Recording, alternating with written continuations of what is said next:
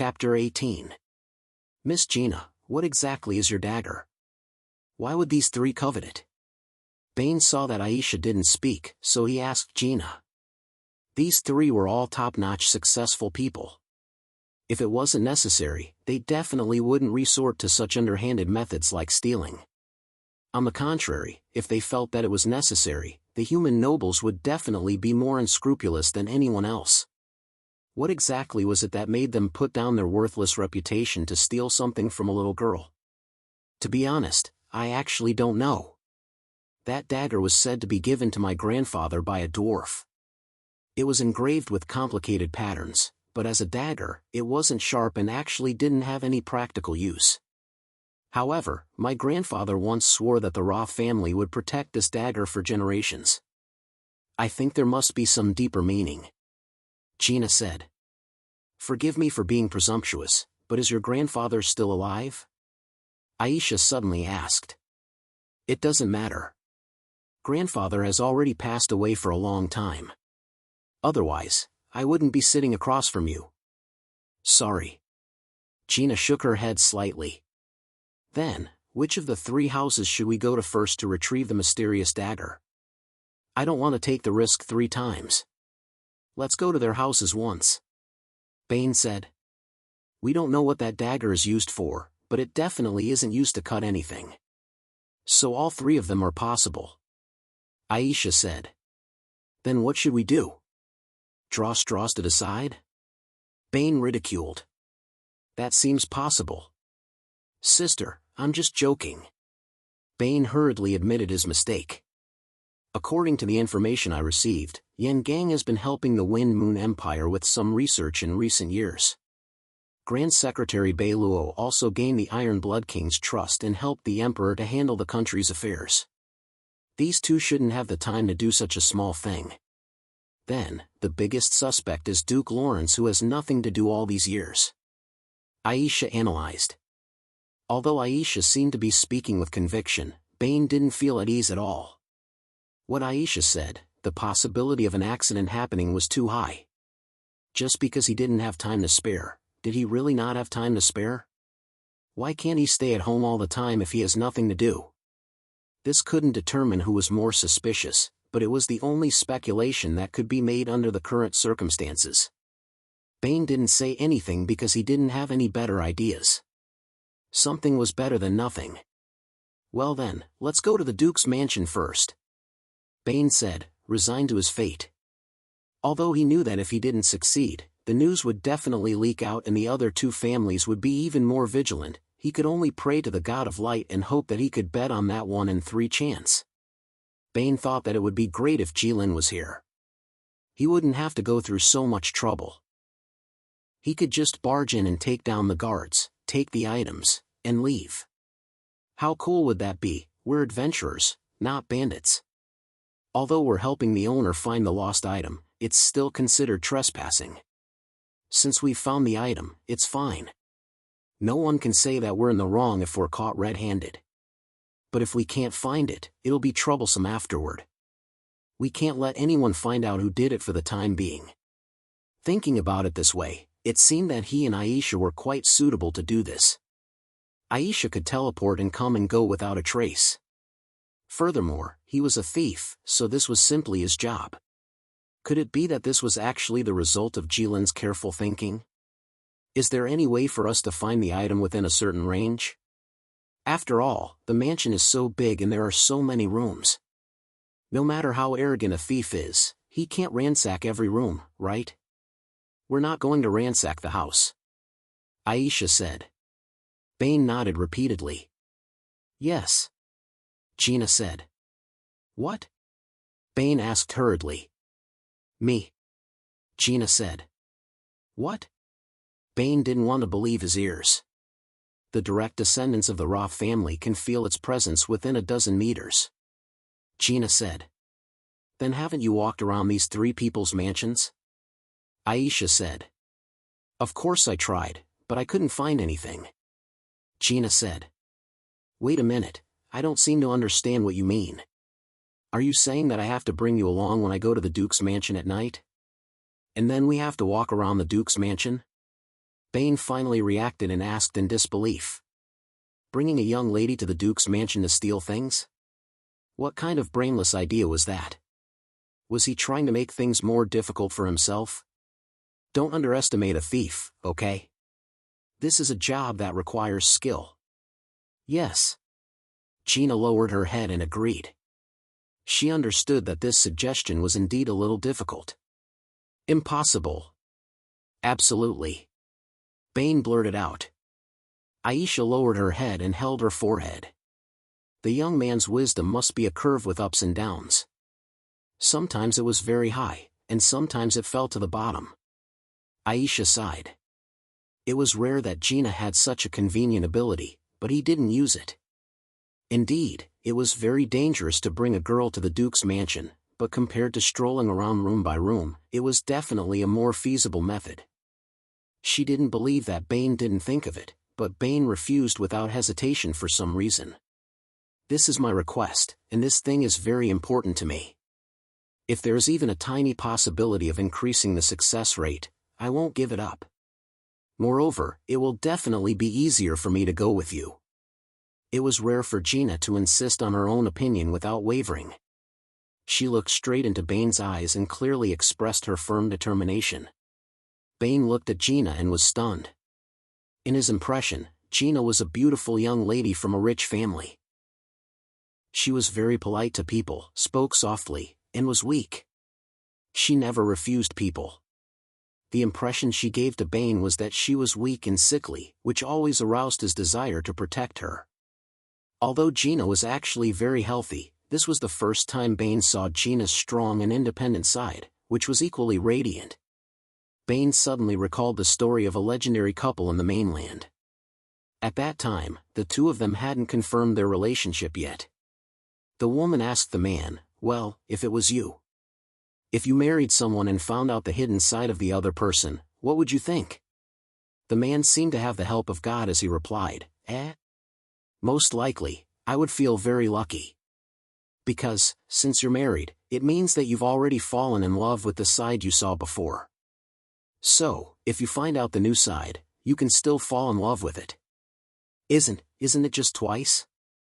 The woman was slightly stunned at first, then she smiled happily. Since it had come to this, there was no need to say more. Bane felt that he now completely understood the words of the Saint of Love. Twice. I didn't expect you to be so agile. You don't look like a newbie at all. A thin human in a night suit bent over and whispered to his companion who was similarly dressed. Of course, I was very naughty when I was young. I always made my parents angry. Small things like climbing over walls or a piece of cake, Gina said proudly. It's hard to imagine you being naughty. She should be very cute too. Ben didn't know why, but under such circumstances, he blurted out such a sentence. Maybe it was because it was late at night and the moonlight was too beautiful. It's okay, Gina didn't seem to be the slightest bit different as she said that. But if Bane could look at Gina directly, he would notice that Gina's snow-white ears were slightly red under the moonlight. But he couldn't, so he didn't see it. He breathed out a sigh of relief, but at the same time, he felt a little disappointed. Bane pulled himself together and looked around vigilantly. They were already inside the Duke's mansion. The walls of the Duke's mansion weren't high. A normal person could climb over it if they tried harder. But that didn't affect the meaning of its existence. Because it had a magic circle that was responsible for security and defense. But this kind of thing couldn't stop Aisha at all. No matter how brilliant your magic circle was, could it be higher than the palace of the Saimai Empire? Back then, Aisha brought Jilin and directly teleported to the opposite side of the king. Bane brought Gina to the small forest at the corner of the Duke's mansion for a while, but no guards passed by. It seemed like Gina was right, the security wasn't very tight. It seemed like the success rate of this operation was quite high. Chapter 19. The bright moonlight shone on every corner of the earth, but only the Wind Moon Empire's perennial snow could make it brighter and whiter. At night, the Wind Moon Empire was the brightest place in the entire human territory.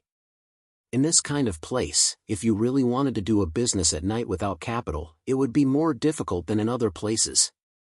But for a professional thief, it was naturally not a problem. In the Duke's mansion, Bane used the stealth skill and carefully walked through the large courtyard. He stuck his head out and looked around. The soft-soled sneak shoes didn't make the slightest sound when stepping on the ground. Every time Bane turned a corner, he would turn back and signal to his companion behind him. China would immediately follow and wouldn't make a single mistake. The stealth skill could greatly reduce a thief's sense of existence.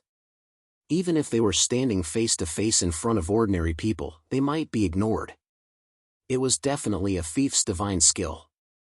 Bane brought China to a corner that he thought was relatively safe. Bane looked around and put his hand on his ear. Bane's ear was wearing an earring that had no sense of beauty. In the process, they were lucky that they didn't encounter any enemies. "Aisha, can you hear me?" "Yes, very clear." "I really didn't expect the dwarven technology to be so magical now. Yen Gang is really quite capable." Aisha looked at the dwarven invention in her hand. This little thing was a miraculous invention of the dwarven genius inventor Yen Gang in recent years. It allowed people to guarantee communication within a certain distance. It was a creative invention. Once upon a time, it was the witches who developed these strange things, such as potions that could turn people into frogs, a clock that could talk, a chair that could run on its own, and a broom that could fly. At that time, the dwarves only knew how to use their hammers, which they were proud of, to forge swords, shields, or armor.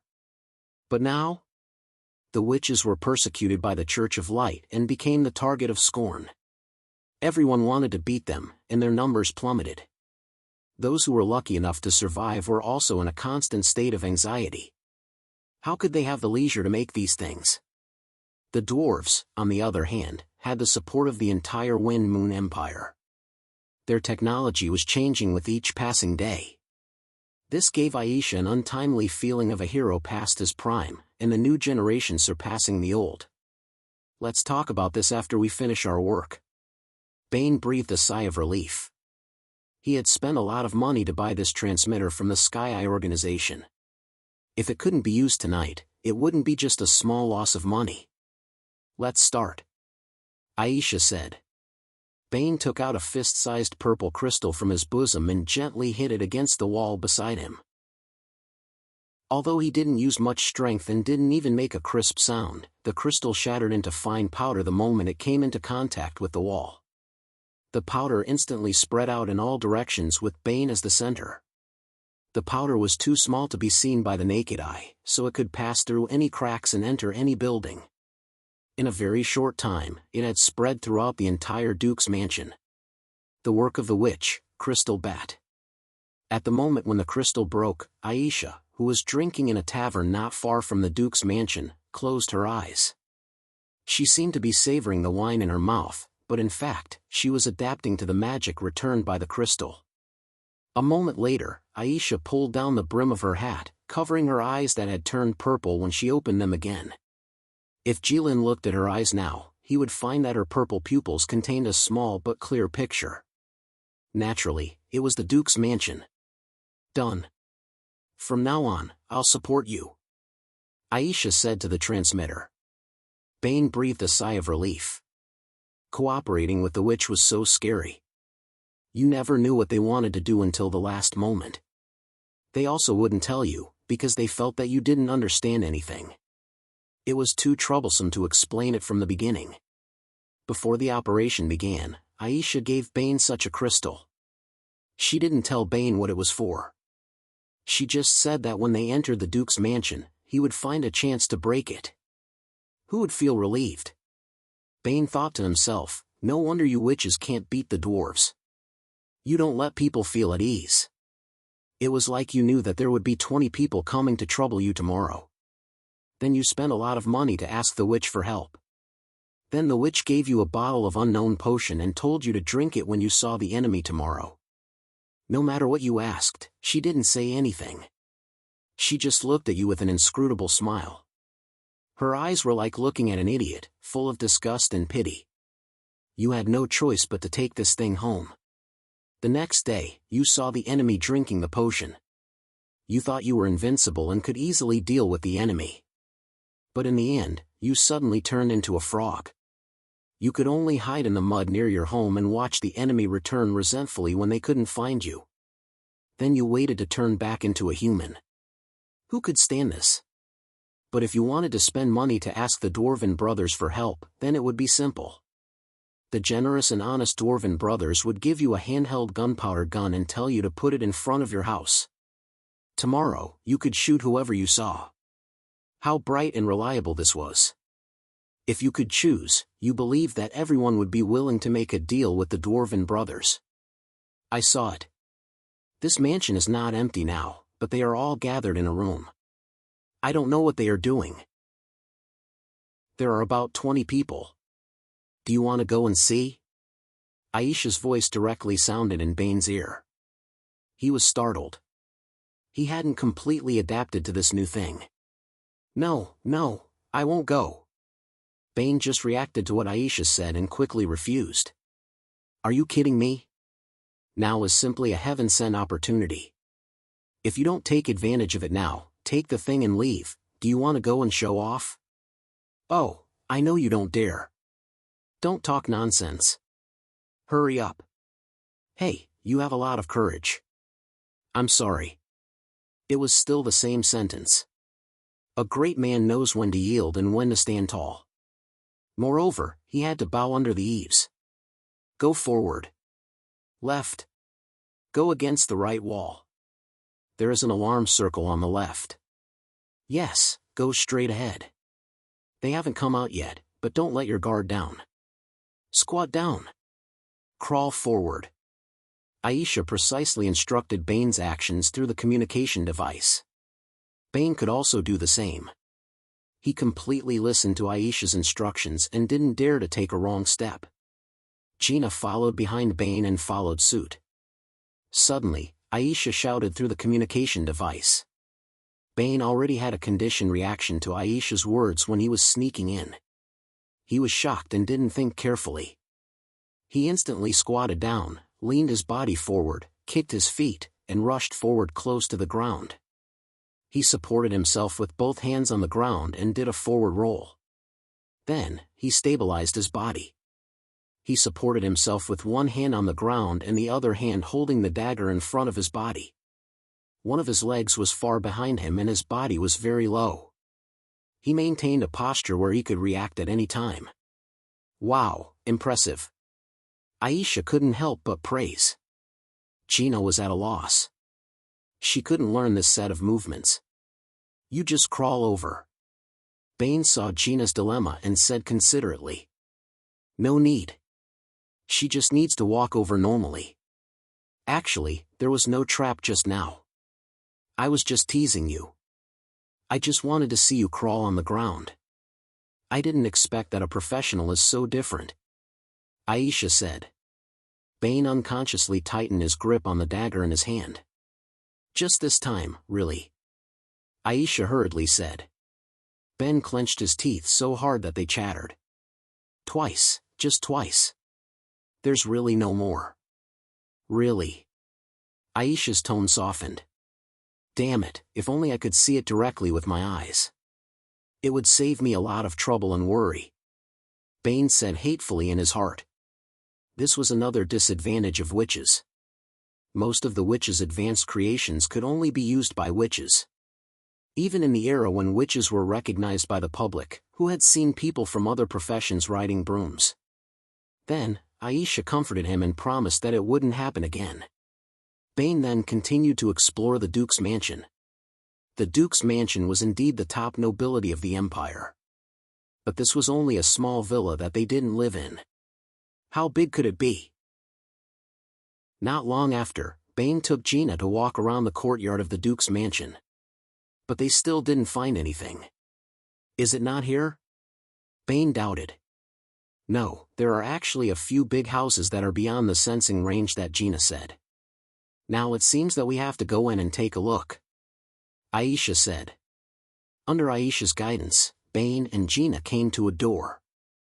Bane first put an interference crystal on the door that could temporarily disable a small magic array. Then, he took out a metal strip from his sleeve. He inserted it into the keyhole and fiddled with it. With a click, the door was unlocked. Wonderful! Aisha praised. It was indeed a skill to be able to open the door of the Duke's mansion so easily. Just when Bane was about to be proud, a burst of ear-piercing alarm blared, instantly piercing the quiet and beautiful night sky and resounding throughout the Duke's mansion. What's going on? Didn't you say that even the palace's magic array couldn't stop you? Are you playing with me again? Bane shouted. The alarm was too loud. If he didn't shout loudly, he couldn't guarantee that Aisha could hear it. Not this time. The magic array really failed. Aisha was also very puzzled. This is an alarm system made by the dwarves, Gina said. Damn, they really do everything now. Aisha ridiculed. What do we do now? Bane hurriedly asked. As the alarm blared, his forehead was sweating profusely. They came out. If you want to run now, you may not be able to outrun them. From now on, you must listen to me completely. Aisha's tone was rarely serious. Okay. Chapter 20. In a spacious and bright underground secret room, there were several dozen people standing neatly. They were surrounded by tall gray stone walls and thick pillars. On the roof, there were soft magic crystals and dazzling incandescent lamps made by the dwarves. The walls were engraved with magnificent patterns. The megalosaurus was roaming in the sky. Wherever it passed, the earth would burn. The dwarves were forging weapons and lived in underground caves.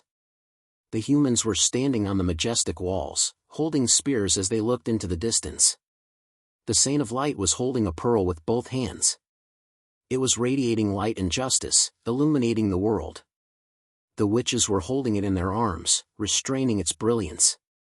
It meant knowledge and wisdom couldn't be easily leaked. There were also countless strange symbols. If one looked at them for a long time, they would feel dizzy, making one doubt the taste of the owner of this secret room. At this moment, the owner of this room was standing on the only platform in front of everyone. If this person didn't have the signature beard of the Wind Moon Empire, he could be said to be a handsome uncle who could hook up with a girl 20 years younger than him. He had a tall figure and thick arms. His blue eyes swept over the people below, as if they were even more dazzling than incandescent lamps. He waved his arms and excitedly made his declaration. We are now standing on the land of the Wind Moon Empire, Heimtel. This place was also built by the Iron Blood Emperor with the soldiers and people of the Wind Moon Empire. Our ancestors used their blood and sharp blades to build this place. Every inch of our Wind Moon Empire is soaked in the blood of our ancestors and inhabited by their heroic spirits. But in the Empire, there are actually people who think that we should curry favor with the dwarves without any bottom line just because we need their help. The insatiable dwarves actually want to have their own city in the Wind Moon Empire. Even this Heimtel has autonomy? How preposterous is that? It means that a country within a country will appear in my Wind Moon Empire. But the wise Iron Blood Emperor actually showed signs of agreement. As the Duke of the Empire, I naturally have to stop His Majesty. It is my duty to do so. Because the Empire doesn't belong to His Majesty, but to the people of the Wind Moon Empire. But the dwarves aren't people of the Wind Moon Empire. They are only guests we invited to help. As the host, in order to thank the guests, of course we should offer them good wine, delicacies, and generous rewards. But the guests don't think it's enough. Now they want to turn the tables on us. Can we agree to that? As citizens of the Wind Moon Empire, we have wind in our blood. We are the snow wolves of the snowy plains. How can we allow others to sleep soundly under our beds? But for some people, the wind and snow in their bodies had melted. They didn't have the strength of character of the Wind Moon Empire's people. They were afraid of war, afraid of the threat of other empires. They wanted to firmly capture the dwarves, no matter what. I am very proud and also very lucky. There are very few people like this in front of me. The wind and snow in our bodies have yet to dissipate, and are still as sharp as blades. We are not afraid of foreign enemies, but we are afraid of internal troubles. We have to sound the alarm for His Majesty and let him know the threat of the alien race. Let His Majesty know how reasonable it was when the people of the Middle Empire said that those who were not of the same race were bound to have different intentions. Perhaps we will not be understood by His Majesty, and we will be reviled by the people, even sacrificing our lives. But we know that it's all worth it because we can hold our heads high after death and stand in front of the Iron Blood Emperor while covered in snow. We can tell him that we, his descendants, didn't disgrace him. I shed my last drop of blood for the Wind Moon Empire. After Duke Lawrence finished his speech, the bodies of the people below were slightly trembling, their blood boiling. He looked at his reliable subordinates and said in a deep voice, "In the wind and snow, the empire exists forever." This sentence was always said by the nobles of the empire, so frequently that it was almost the same as greeting. But now when Duke Lawrence said it, it seemed to contain the weight of his entire life. The empire exists forever. Everyone neatly knelt down on one knee and echoed. Their voices echoed in the entire basement, lingering without end. The simple words contained a strong emotion. It was believed that at this moment, everyone felt that for the empire, even if they died, they wouldn't regret it. Everyone, stand up. Other than His Majesty, no one can make the noble people of the Snow Wind Empire bend their knees. Our current problem is how to sound the alarm for His Majesty. Our plan is to use the dwarves' technology, carry out a terrorist attack, and then shift the blame to the dwarves. But we have to take note that in the process, we can even blow up the city center or the Church of Light, but we still have to try our best not to let our people die. We all know that small fights are not enough to alarm His Majesty, who doesn't like to talk. So after a long period of investigation, we finally found a city that doesn't exist on the map, Morag. Morag, Morag. You found it? Before the 3 words Morag came out, everyone was quietly standing there without moving. They were solemn like warriors who were about to go into battle and had the will to die. But after these 3 words came out, everyone became restless and couldn't help but whisper. Those who knew the inside story were shocked and excited to find this secret city. Those who didn't know looked left and right and were at a loss for their companions' excitement. Morag is a huge relic that the Empire accidentally discovered 100 years ago. It is a city left behind from the era of the gods. It was preserved very well and most of it was hidden underground. Only a small part of its tallest building was exposed on the surface and was covered by snow all year round. After the Empire discovered Morag, they immediately sealed off the news. Very few people knew about this city and it wasn't marked on any map.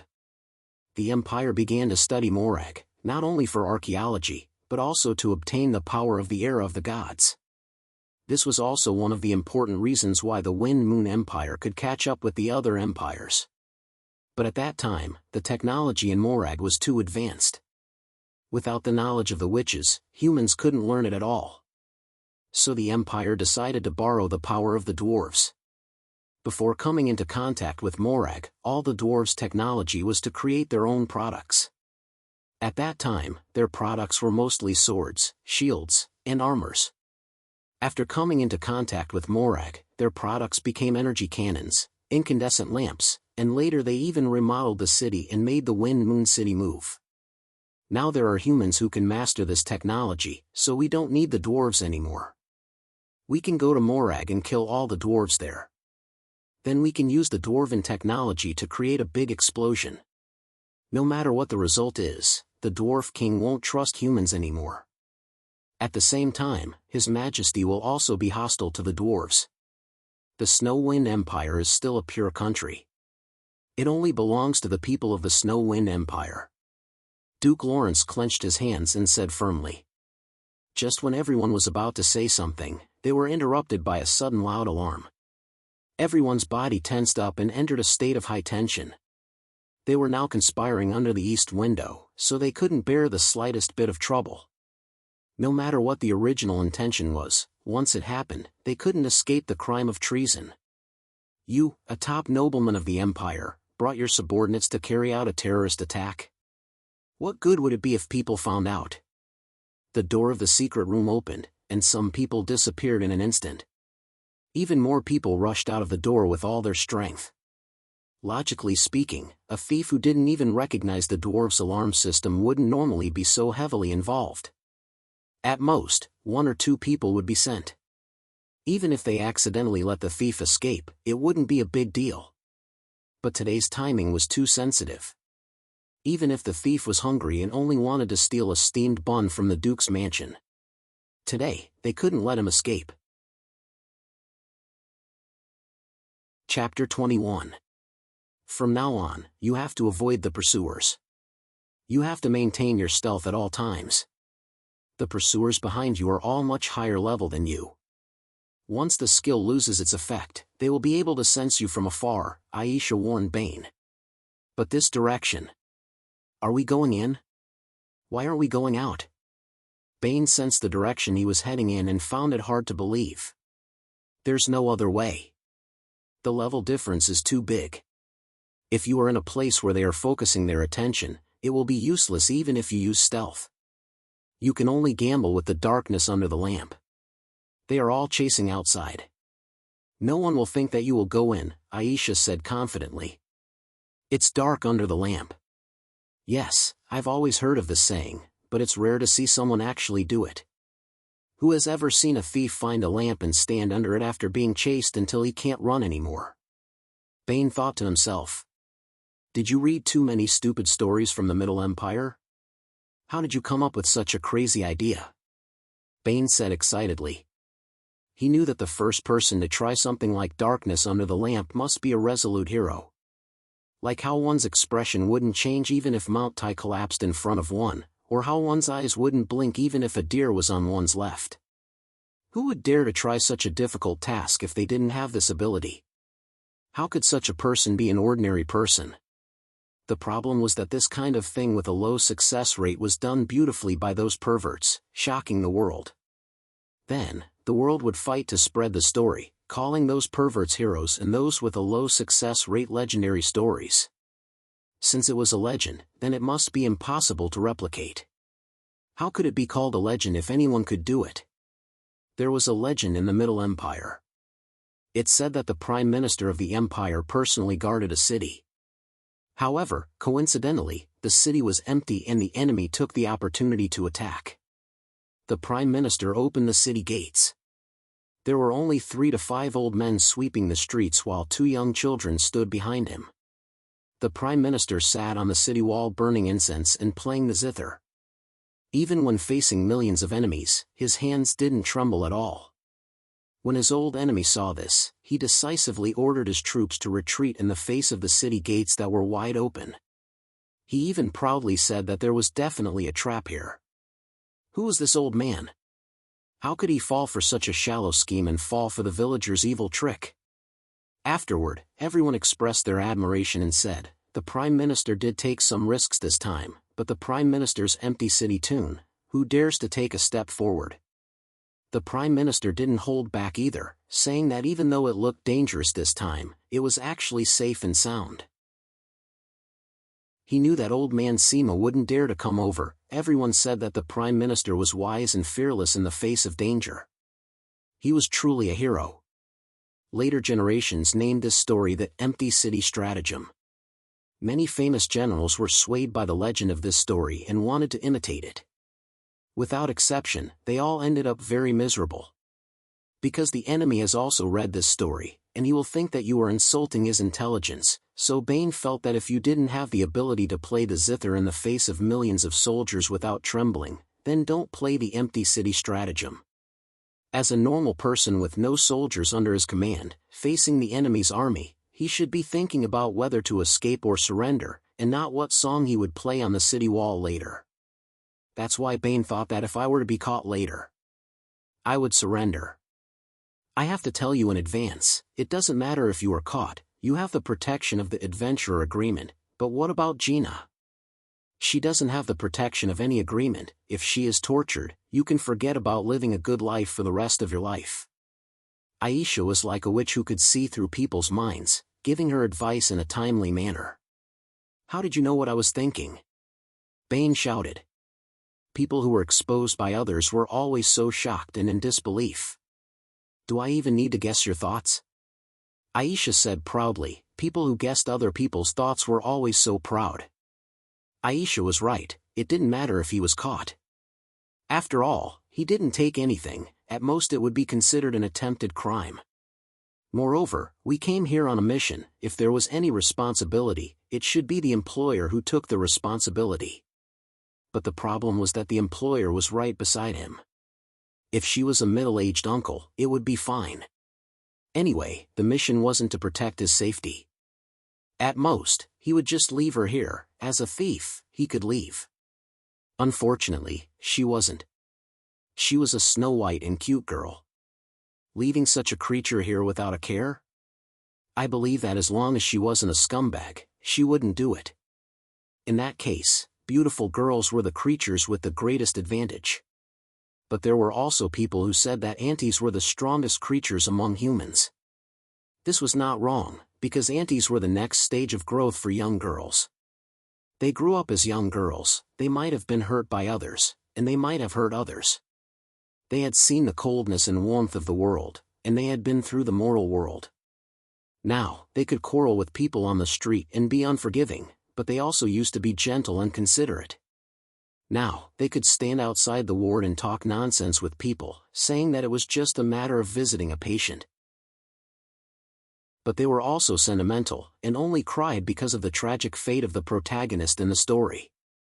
Now, they could walk quickly and decisively, and the people around them would make way for them. But they also used to have slender waists, and when they walked, they would often make people look at them. So, shouldn't we be gentler to antis? Even if they didn't need it.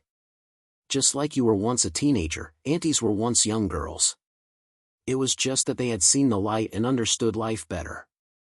Under the torment of life, they had no choice but to do so. In such a critical situation, Bane actually thought of this. It had to be said that after staying with a certain dragon for a long time, it was inevitable that he would be influenced by him.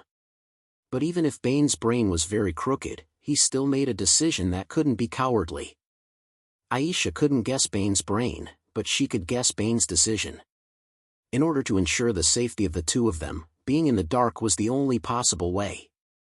And the pride of a human male made it impossible for Bane to leave Gina behind. So, Aisha said directly, walk forward, walk to the end of the road, stick your body close to the left wall. Yes, hide in the shadows. Don't move. Bane stood close to the wall, and the cold temperature of the wall could be clearly felt. He couldn't help but shiver twice, but he still didn't dare to leave the wall. Compared to the shivering of his body, the hand that was holding Gina was even more intense. He didn't want his hand to shake so badly, because it would make him look like a coward, but he couldn't control it. Because in Bane's sight, a strong warrior was rushing towards him with a sword. It was just a person running on the ground, but it gave Bane the feeling of a cavalry charging towards him.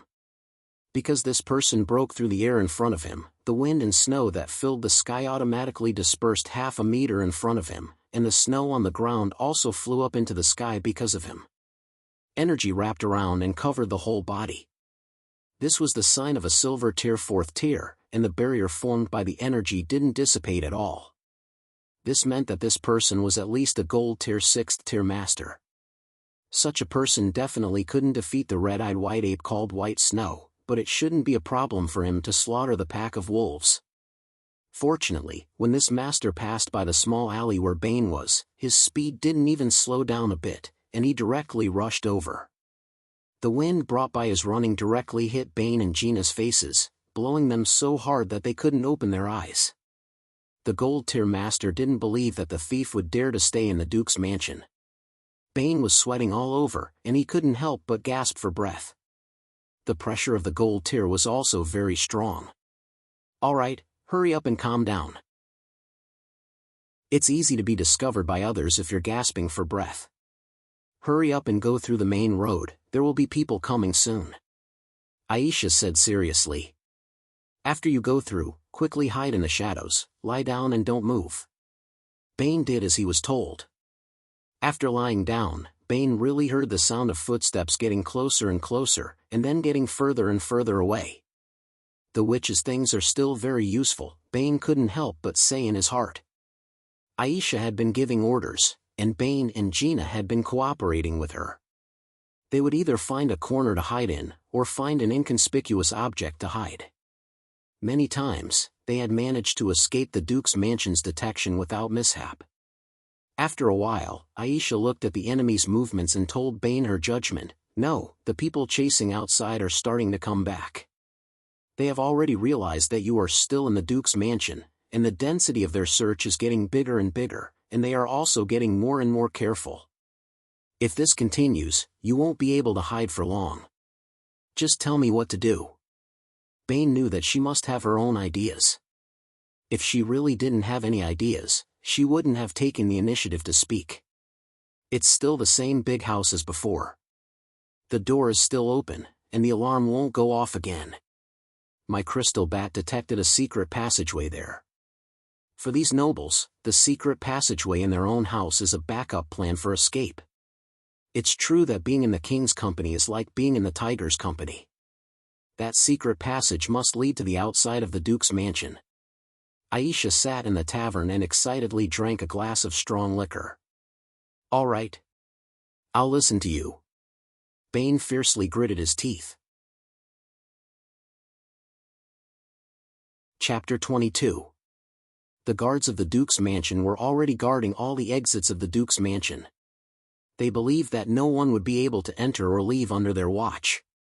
With the help of Aisha, Bane and Gina were able to predict the enemy's moves. They were able to walk through the Duke's mansion in an extremely dangerous manner as if there was no one there. However, as the enemy's search area was gradually shrinking, this situation could not be maintained for too long. With the help of Aisha, Bane had already arrived at the room where the alarm was triggered. This room was extremely huge. Bane had never seen such a spacious room before. Bane guessed that this must be the reception hall of the Duke's mansion or some other important place. In any case, it was definitely not used by the owner in his daily life. If he had a bed here, he would have to walk a long distance to get to the door every day. Rich people in the eyes of ordinary people were very perverted and twisted, and full of unreasonable vanity.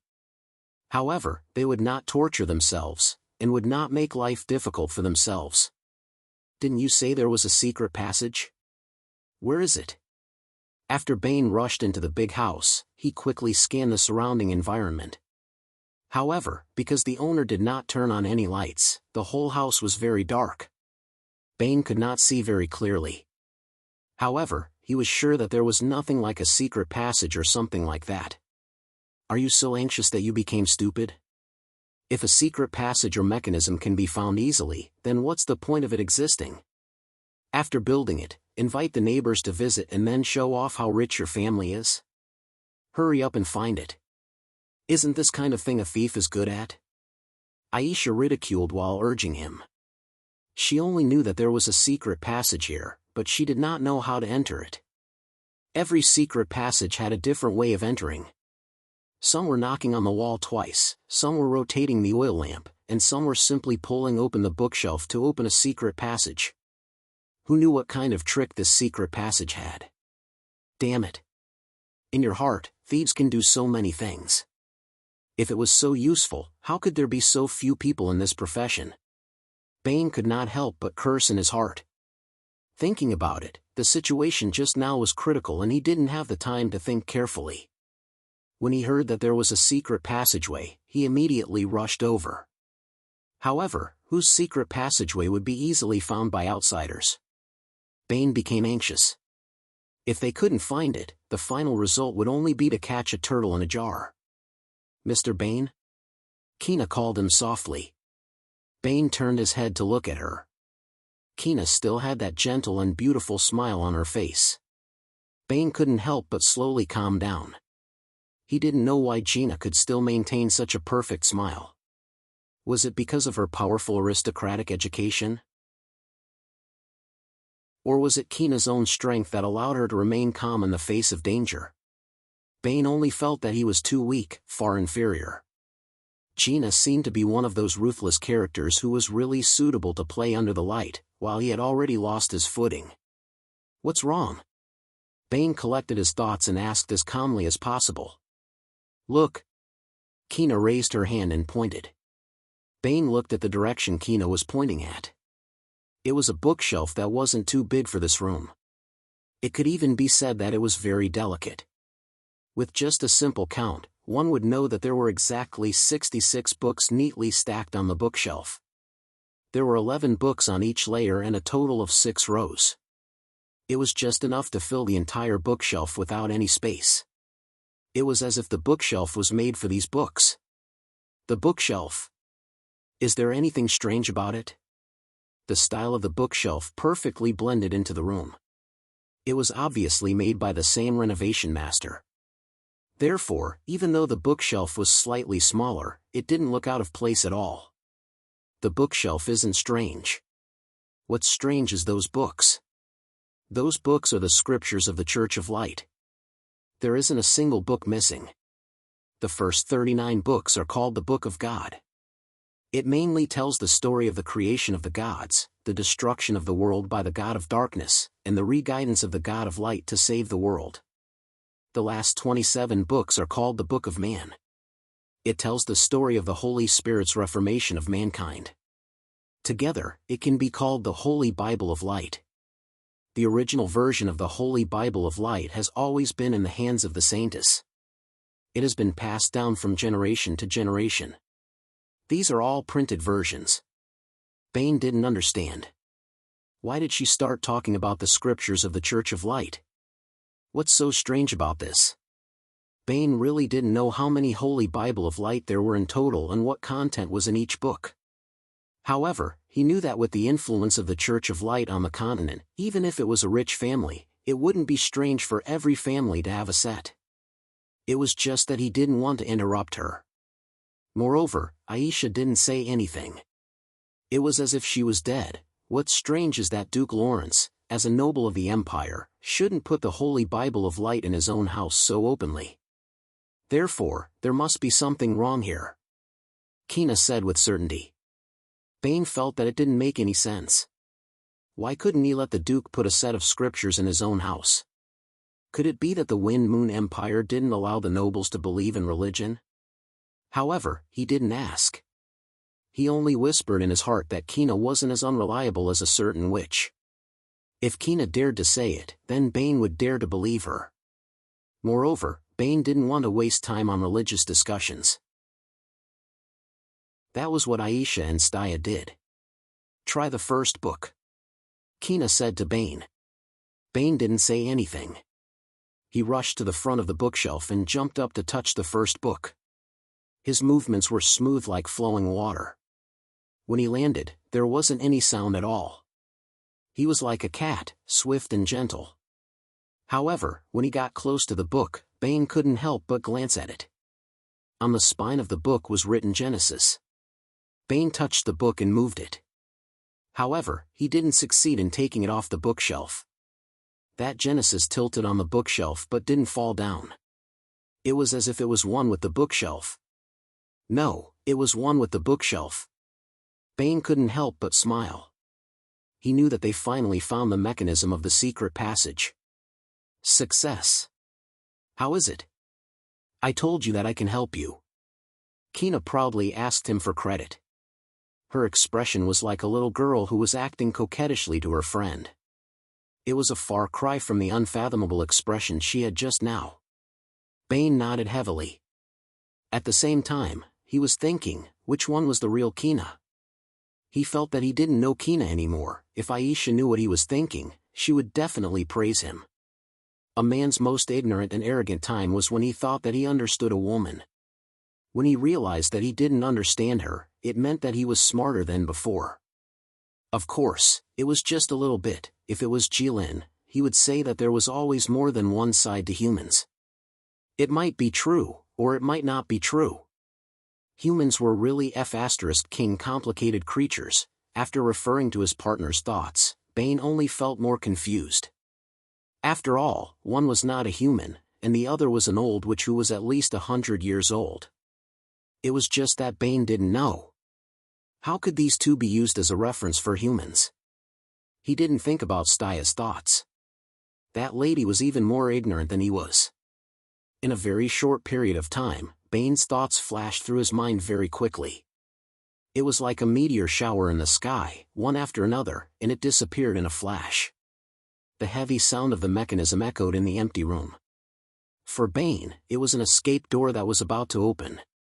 However, Bane didn't feel very good. He felt that the door that was about to open was like the door to hell. The heavy sound of the mechanism was the background music of the devil that was about to appear. He was on his guard. He stared at the bookshelf, hoping to see the legendary classic scene of the bookshelf moving away by itself. However, as the saying goes, 9 out of 10 things don't go your way. Bane suddenly felt that there was nothing under his feet. What followed was a huge sense of weightlessness. Bane was completely unprepared. All of his attention was focused on the bookshelf. He didn't make any reaction other than shouting, F***CK. Bane was falling from the hole that suddenly appeared. He instantly took out the glowing crystal from his pocket and threw it down with all his might. This series of reactions wasn't slow, but he almost landed at the same time as the crystal. Luckily, the hole wasn't deep. It seemed like the Duke didn't want the intruder to fall to his death, Bane thought. Bane looked around. Gina didn't seem to have fallen with him. Aisha, can you hear me? Bane tried to call Aisha, but there was no response. It seemed like the secret passage was well sealed. It blocked the detection of the crystal bats. This was also the reason why Aisha didn't know how to enter the secret passage even though she knew there was a secret passage. Bane actually felt relieved. Before he came out, Staya had secretly told him that Aisha was a temperamental person. He shouldn't mess with her. She might throw him somewhere when he used the teleportation circle. Or she might leave without looking back when he was in danger. She wouldn't even say goodbye to him. Bane swallowed his saliva. Now that he had fallen here, he couldn't blame her even if he died. Humans were like that. They could accept any bad outcome, but they definitely couldn't accept the betrayal of their companions, even if they had already thought of the possibility of betrayal. Bane shook his head and mocked himself.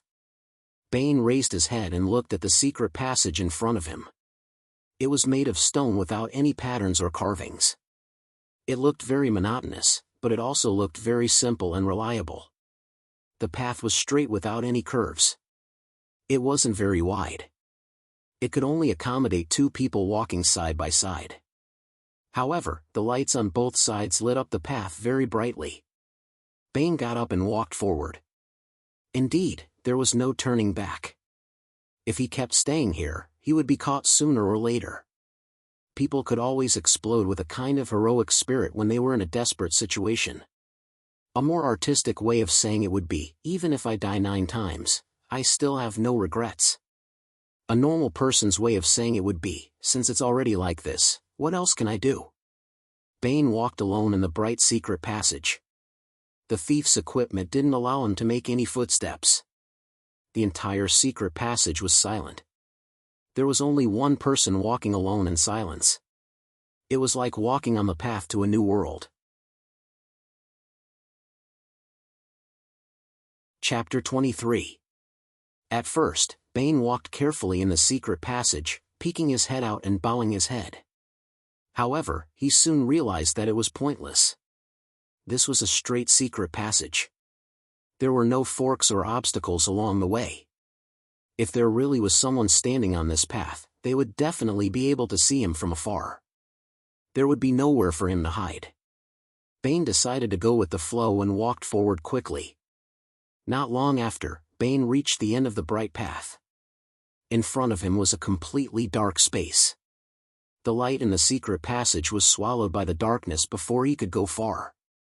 The space was like an endless abyss of darkness, or a giant beast that was about to devour its prey.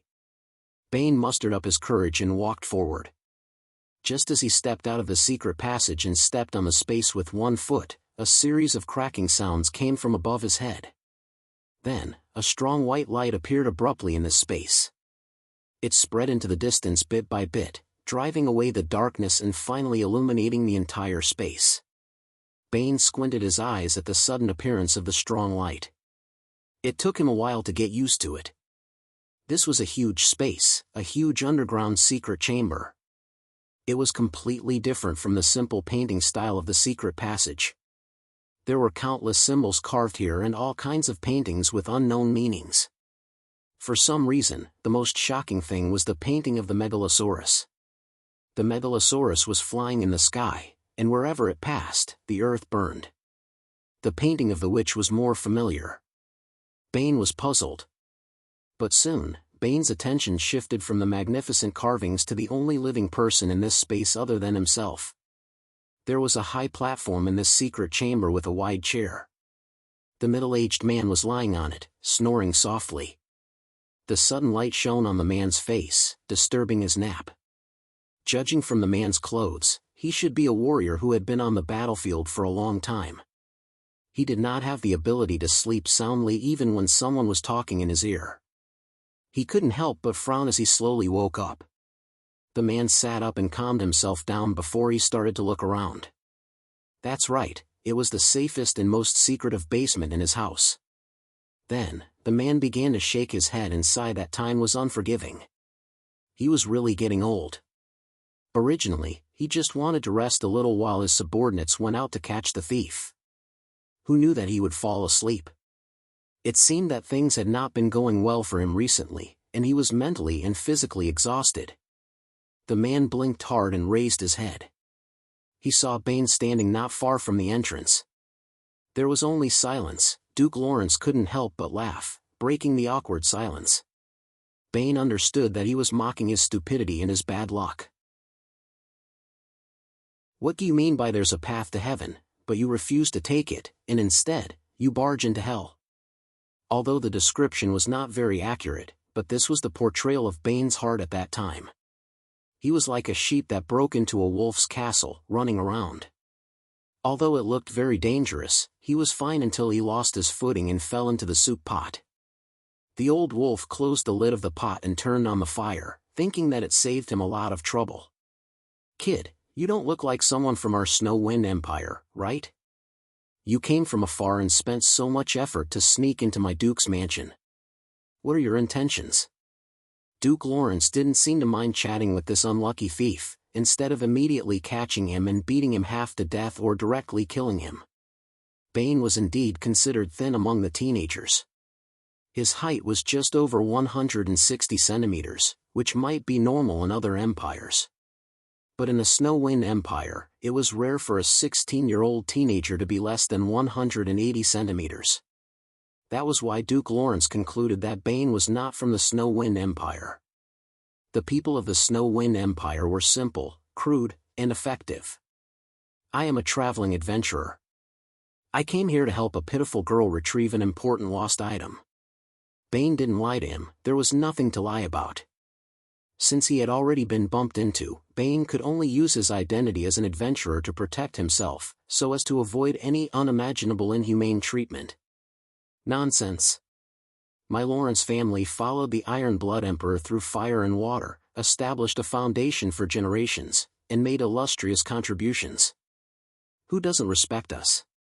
Even if we are no longer as glorious as we used to be, how can we degrade ourselves and steal a girl's things? Kid, don't be presumptuous and insult my family's martyr. I will tear you to pieces, even the adventurer agreement won't be able to protect you. Duke Lawrence suddenly stood up and shouted loudly. He was really righteous and awe-inspiring. It really made people feel that he couldn't do something as despicable as stealing a little girl's things. Bane thought, do all nobles speak like this? If you say you didn't steal it, then wouldn't it be over? Why did you mention your family's ancestors? Could it be that you have a guilty conscience? You say, in the end, what did I steal? I want to see how you are slandering me. Duke Lawrence said. It could be seen that he was really angry about this matter, just like a red-eyed, irritable bull. Indeed, this kind of thing was too degrading for him. It was like a toad jumping on his foot, purely disgusting and disgusting. A dagger with patterns engraved on it that isn't very sharp? It seems like it occasionally glows. Bane felt that his words were made up on the spot, but there was no other way. He only knew so much about the lost item, even Gina didn't explain it in detail. Duke Lawrence didn't react like Bane had imagined after hearing these words that seemed to be used to deceive a child. He would either shout nonsense, or laugh in disdain. He didn't even bother to argue. Instead, he was silent for a moment and calmed down. He pulled out the sword that was hanging on his waist and walked towards Bane step by step. "Who are you? How do you know Morag's blade?" Bane was a little confused. Just now, the Duke was so magnanimous and magnanimous. He was even willing to chat with the thief who broke into his house. Why did he have such a big reaction when he mentioned a dagger that he didn't even know about? There was only one possibility. The Duke knew what it was. Bane knew that he couldn't run away, but he still didn't want to wait for death. No matter what, it was necessary to struggle. But he immediately found that he couldn't move. Duke Lawrence's aura had completely locked onto him. The level gap was too big. Bane was directly suppressed to the point that he couldn't move. To be able to inherit the title of Duke in this kind of top family, all kinds of talents and temperament were indispensable. At this critical moment, a purple magic circle suddenly appeared on the ground beside Bane. Duke Lawrence cautiously retreated, and at the same time, he activated the secret room's alarm. Everyone in the Duke's mansion would immediately rush here after hearing the alarm. He had already realized that this was not a simple group of thieves. They might be planning something big. The person who appeared from the magic circle was naturally Aisha. This time, Bane was really scared. According to Staya's words, if Bane fell into the trap, Aisha should just turn around and leave without saying a word, as if it had nothing to do with her. Because to Aisha, if the price of saving Bane exceeded Bane's value, how much could a Tier 2 thief be worth? It was definitely not as expensive as the teleportation circle just now. Wait a moment. Aisha's first sentence after appearing out of thin air was to Duke Lawrence. A witch. Compared to Aisha's arrogant appearance, the Duke seemed to care more about her identity as a witch. Not only did he wait for her, but he also raised his hand to stop his subordinates who had already entered the secret room and wanted to attack. Bane saw the guards coming in from all the entrances and immediately knew that there was more than one entrance. He probably went the wrong way. Who would design a secret passage that dangerous? Bane complained in his mind. Aisha didn't do anything after greeting him. She just stared at the carvings on the wall and ignored the fact that she was surrounded. The carvings on the wall were of the past glory of the witch. "Sorry, forgive me for interrupting your reminiscence." "Witch, Lady Aisha." Duke Lawrence recognized Aisha. It seems like Aisha is really famous, Bane thought. This is not a polite thing to do, little guy. Aisha withdrew her gaze and spoke in a calm and low voice. In Bane's eyes, she seemed to be a different person. Aisha never revealed her age. Staya and Jilin never told him either. However, when he listened to Aisha and Staya quarreling, he always heard Staya calling Aisha an old witch. However, when they were alone, Aisha always forced Bane to call her sister. But now, Aisha actually called a middle-aged man with a full beard little guy. The scary thing was that the middle-aged man didn't seem to feel that there was anything wrong with it.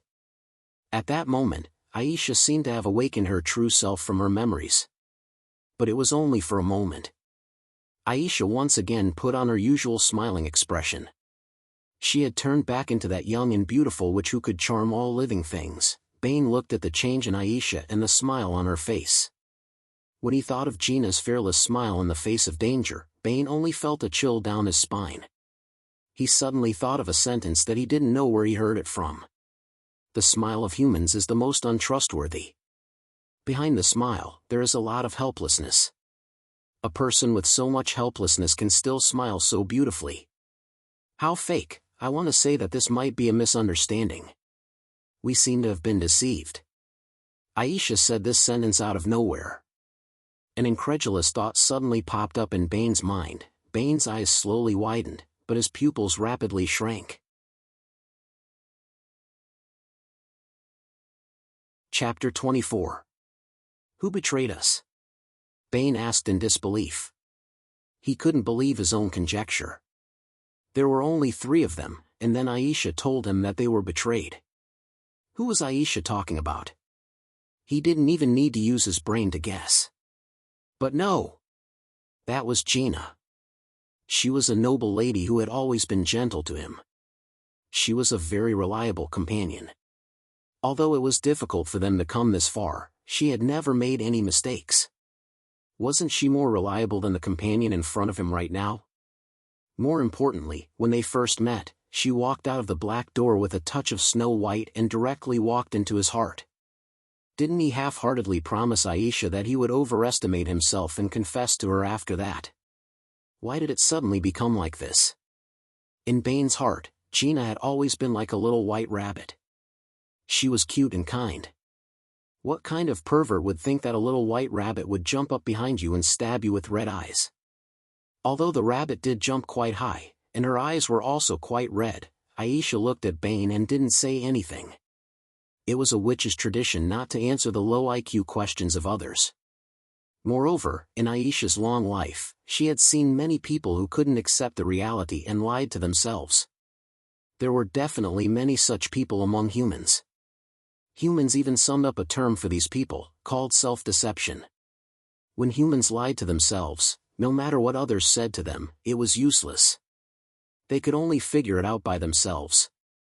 Aisha deeply understood this point. After Bane fell into the trap, Gina suddenly disappeared from my detection. Although the crystal bat isn't a high-level work, it isn't something that anyone can hide from. There are only 2 possibilities. First, Gina hid a lot of her strength, at least purple gold level. She can hide it under the premise that she is prepared. Second, there is a witch who made a work for Gina that can avoid detection. Either way, it means that Gina has other companions besides us, but we don't know anything about them. Aisha calmly analyzed. Then what do you want to do? You should know that when I saw you, I didn't have any hostility towards you. You can leave at any time. Just don't let others know that you have come here. Duke asked. It's good that you know this kind of thing. Why are you still talking about it in public and slapping yourself in the face? Of course I want revenge. You should know that it's not the style of a witch to go home without saying a word after suffering a loss. Aisha said with hatred. Her expression was the standard expression that would make people hit a dead end. She was like Guan Yu who waited patiently for someone to finish playing with his sword in front of his door. Then, before he had time to pick up his green dragon crescent blade and go out to teach the arrogant kid a lesson. Bane turned his head and secretly glanced at Aisha. He knew that this sister was really pissed off this time. She was always the one who provoked others. Who provoked her? She was gnashing her teeth and wanting revenge. Although it was really annoying to be deceived, but in the blink of an eye, it made him and Gina stand on opposite sides. He felt that he still couldn't do it. Bane was still unwilling to admit that it was betrayal. It was just wishful thinking that Gina just didn't tell them the whole story. Of course, Duke knew about the bad habit of witches. They couldn't bear to see others being smarter than them. If anyone dared to trick them in this aspect, they would definitely not let it go. They would do anything without exception. Although she did disappear from my detection, I can still feel her occasionally. I know that after she disappeared, she didn't leave immediately. Instead, she took something with her. Is it the Morag's blade you mentioned just now? Aisha looked at Duke and said. Now that she needed the Duke's information, she had to pull him to her side. The mission didn't matter anymore. What? The Morag's blade was stolen? Quick, send someone to take a look. Duke couldn't believe it. He immediately waved his hand and shouted. That treasure was protected by a powerful magic restriction. It shouldn't be stolen so easily. But deep in his heart, he already believed what Aisha said.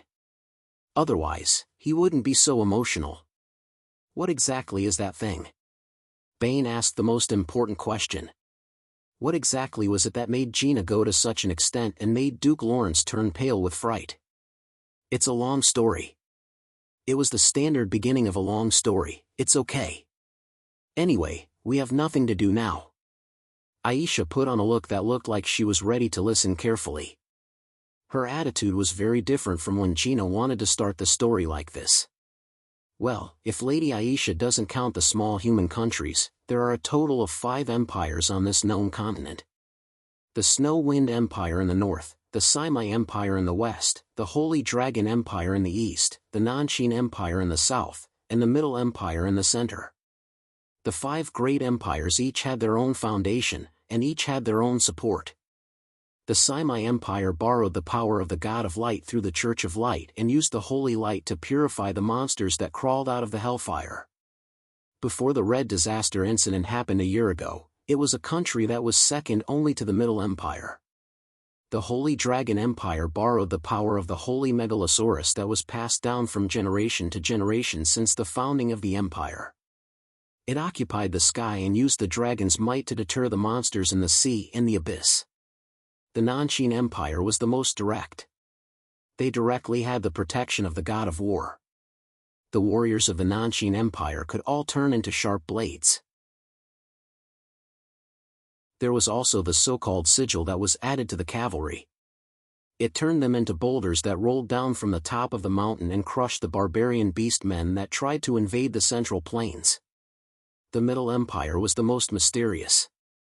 No one knew what their support was. It was unfathomable.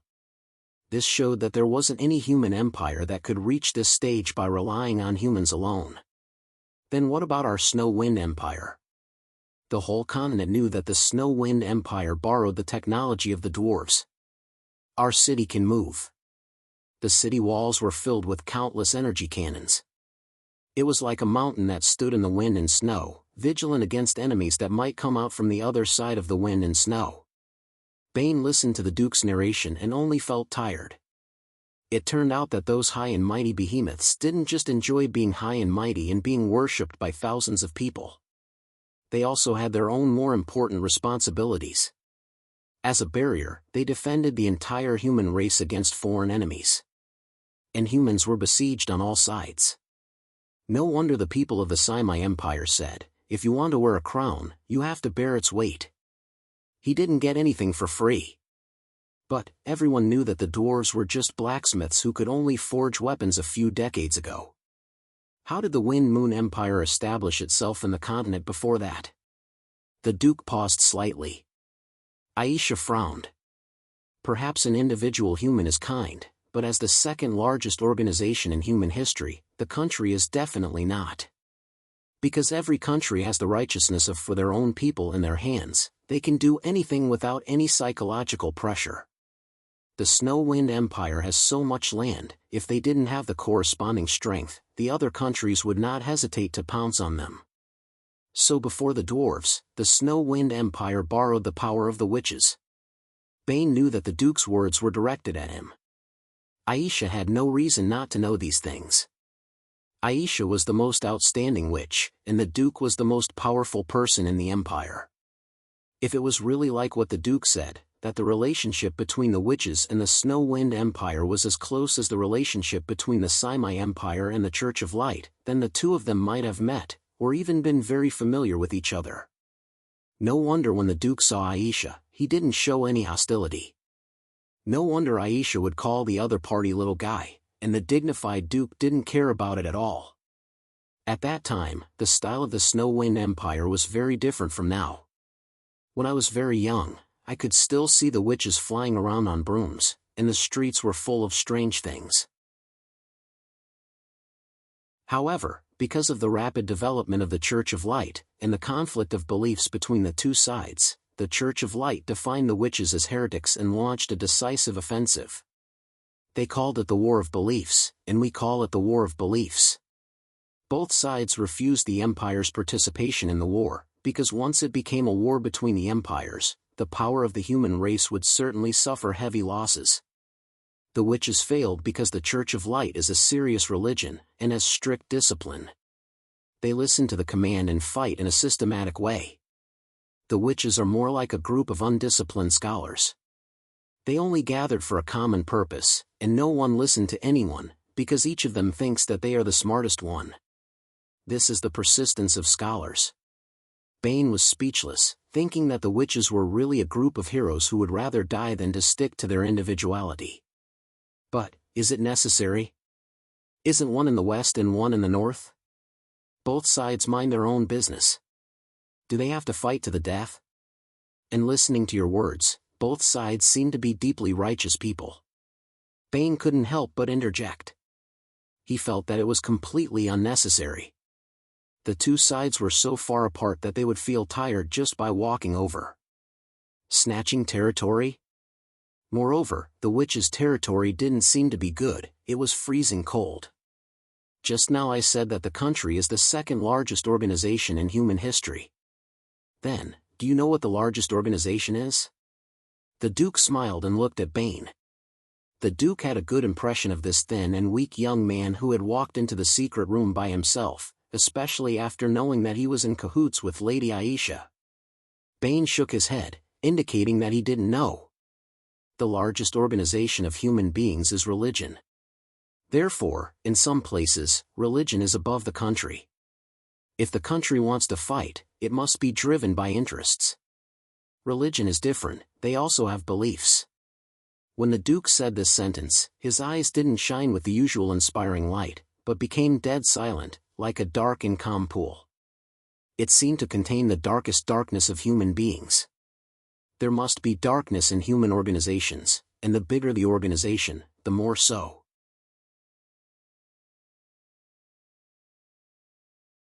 Chapter 25. That's enough. You don't have to go into detail about that. Aisha finally couldn't help but interrupt, her voice as cold as ice. For witches, that period of history was absolutely dark, and they didn't want to recall it. The Duke raised his hands resentfully, indicating that he understood, and then continued, in short, the witches failed, and the empire lost its support.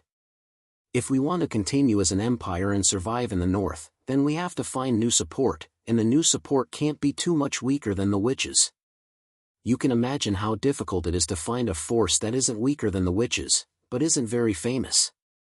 So the late king had no choice but to direct his search in the direction of the previous era, the era of the gods.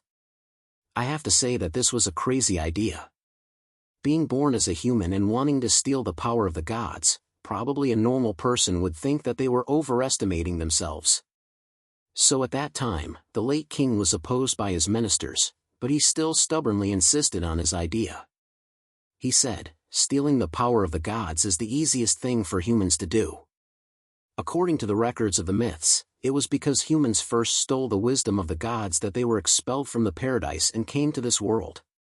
The end of the era of the gods was also because humans used the power given by the gods to pull down the gods who were standing on top of their heads, and became the masters of the world. So I don't think that wanting to use the power of the gods is overestimating oneself, it's just the old path that our ancestors took. You mean, during the era of the gods, humans used the power given by the gods to kill the gods? Bane asked doubtfully. All of this was beyond his imagination, it was too unbelievable. He had never heard of the era of the gods, except for myths and legends. But the Duke said it as if it was true, but there was a big problem with the logic, just like the story that Jilin once told him about the reindeer jumping off the cliff. Yes, only the gods can kill the gods, or it can be the weapons of the gods, or it can be the technology of the gods. The Duke said with certainty. Then why did the gods give people power? To let people kill them back? Bane said a very cold joke, but it was also a big logic flaw. The gods also have things that they want to fight for, just like the Church of Light and the witches. If you want greedy humans to believe in you, you have to give them some benefits. Also, if you have a group of slaves, you want them to be strong and do more work, not walk on the street and be blown to death by the wind. In the eyes of the gods, the people of that time were so weak. The Duke patiently explained to Bane. Then, why did the people of that time attack the gods who helped them? Bane asked. That's interesting.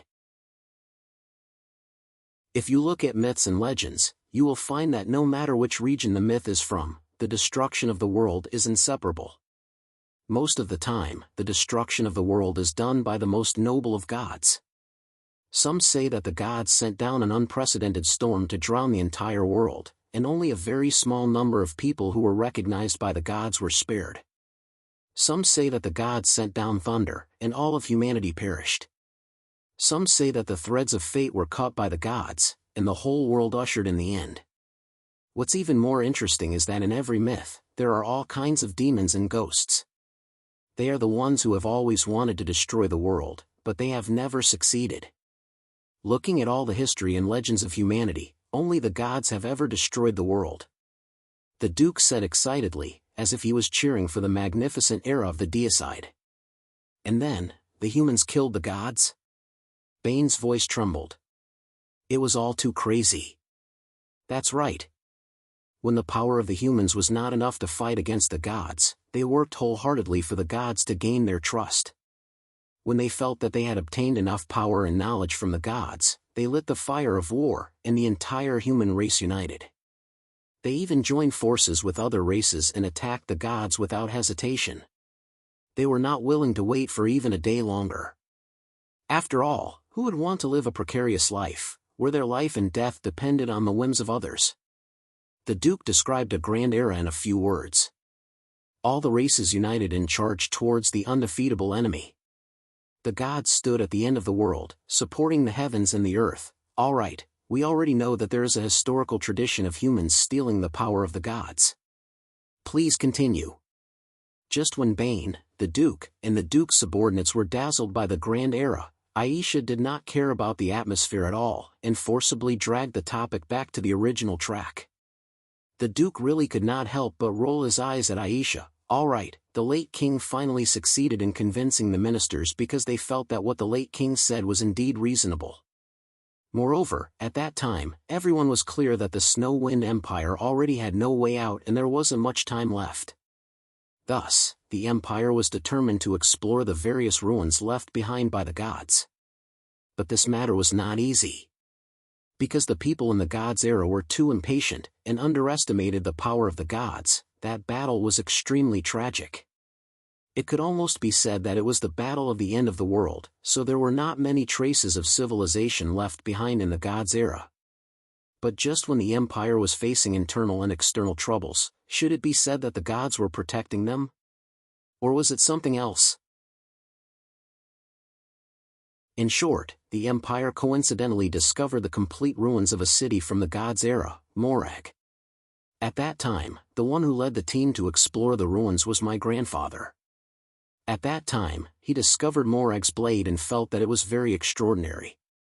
At that time, the late king was very happy, and without thinking much, he gave the Morag's blade to my grandfather. After that, the whole continent knew about the story. The genius of the dwarves, Rock Steel, appeared out of nowhere, and analyzed and absorbed the technology of the gods' era for the empire. The status of the dwarves rapidly rose. The situation of the empire changed in an instant. The Duke seemed to be somewhat depressed. He was not a person who was easily affected by his emotions, especially in front of his own subordinates. But Kina said that a dwarf gave it to his grandfather, and then let you guys steal it. Bane murmured, as if he was still unwilling to accept the reality. But things were already very obvious. The Duke was now in an absolute advantage. He did not need to lie. He could even tell the origin of this thing, and it started from the gods' era.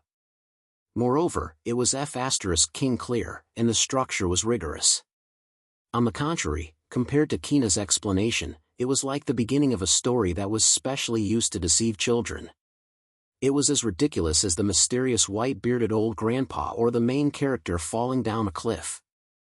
When it came to the specific details, Kina would also be vague. But he was just a little unwilling. Bane's chest felt like it was being pressed by someone, and he could not breathe. His heart also felt like it was being squeezed tightly by someone. It did not hurt. It was just a little sore. So were his eyes. Then let's prepare to go to Morag. You know the way, right? Aisha said to the Duke. Bane stared blankly for a moment, then he immediately understood Aisha's idea. Gina had spent a lot of effort to steal Morag's blade, so she naturally had a use for it. No one would spend so much effort to steal a useless thing, and where could that thing be used? It could only be that hidden city, Morag. With Aisha's intelligence, she naturally would not chase after someone's ass. It would be easy to be led by the nose, and it would be twice the effort for half the result. Aisha's choice was to go directly to the destination, and wait for Kina to walk into the trap. Of course I know, but are you sure?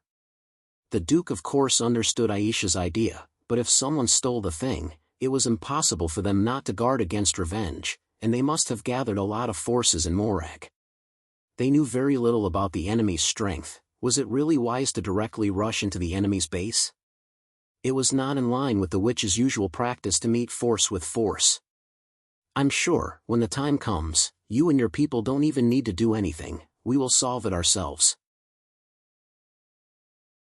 Aisha smiled coldly, like the expression of a person who pinched a bottle.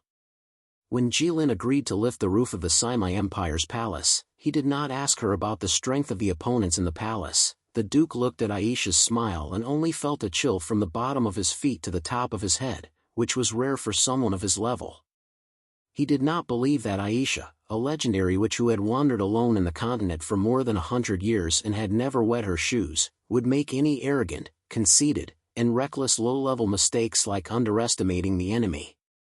It could only mean that Aisha had absolute confidence. But, in the Snow-Wind Empire, the people who could reach Morag, even if they were weaker than him, they would not be much weaker. In the end, what kind of power could make Aisha treat his level of power as nothing? The Duke's hands slightly exerted force, looking at Aisha, no, to be precise, looking at the power behind Aisha. Just like the humans in the era of the gods looking up to the gods.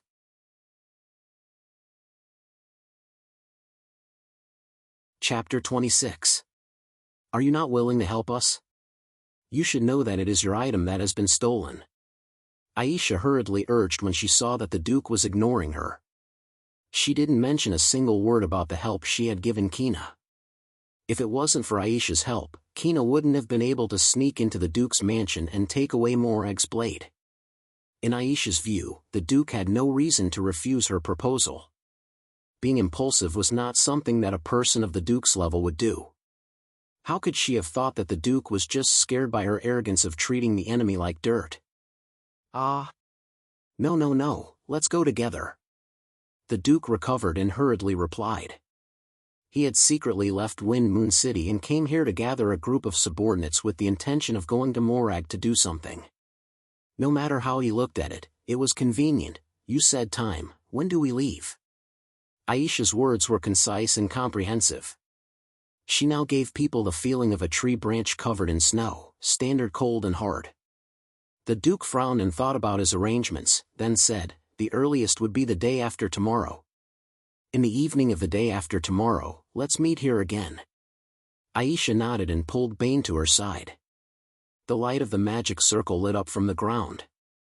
When you see my other companions, I promise you will be surprised. Aisha smiled at the Duke. The magic circle shone brightly and Bane and Aisha disappeared. The Duke breathed a sigh of relief.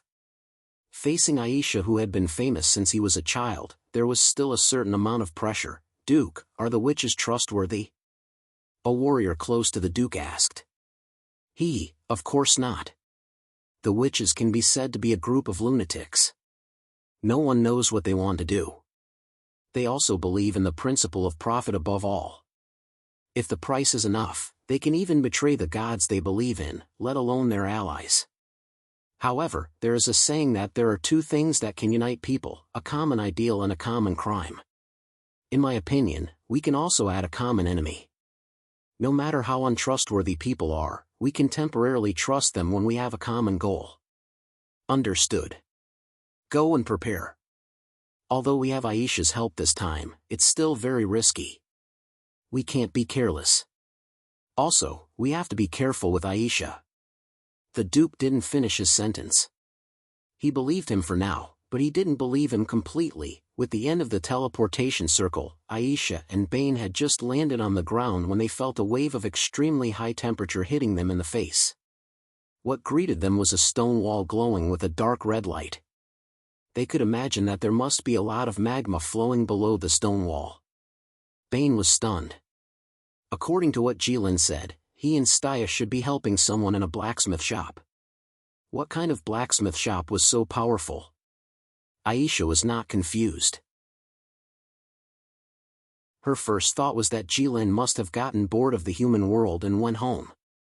However, she soon realized that something was wrong. The stone walls of the Red Dragon Palace had been burned by Jilin into a beautiful colorful glaze. It was not as natural as the stone walls in front of her. You two are here. It seems that things went well for you. Just when Bane and Aisha were a little confused, a young man's voice sounded behind them. Bane turned back and saw Jilin sitting in front of a big furnace. The gray furnace was burning red, as if it would melt soon, and a huge flame would burst out from it. Behind Jilin were countless huge machines, running on the red volcanic rock. The sound of the machines was deafening. Countless dwarves were shuttling between the machines and working. He could also clearly see that Staya was talking to a few dwarves.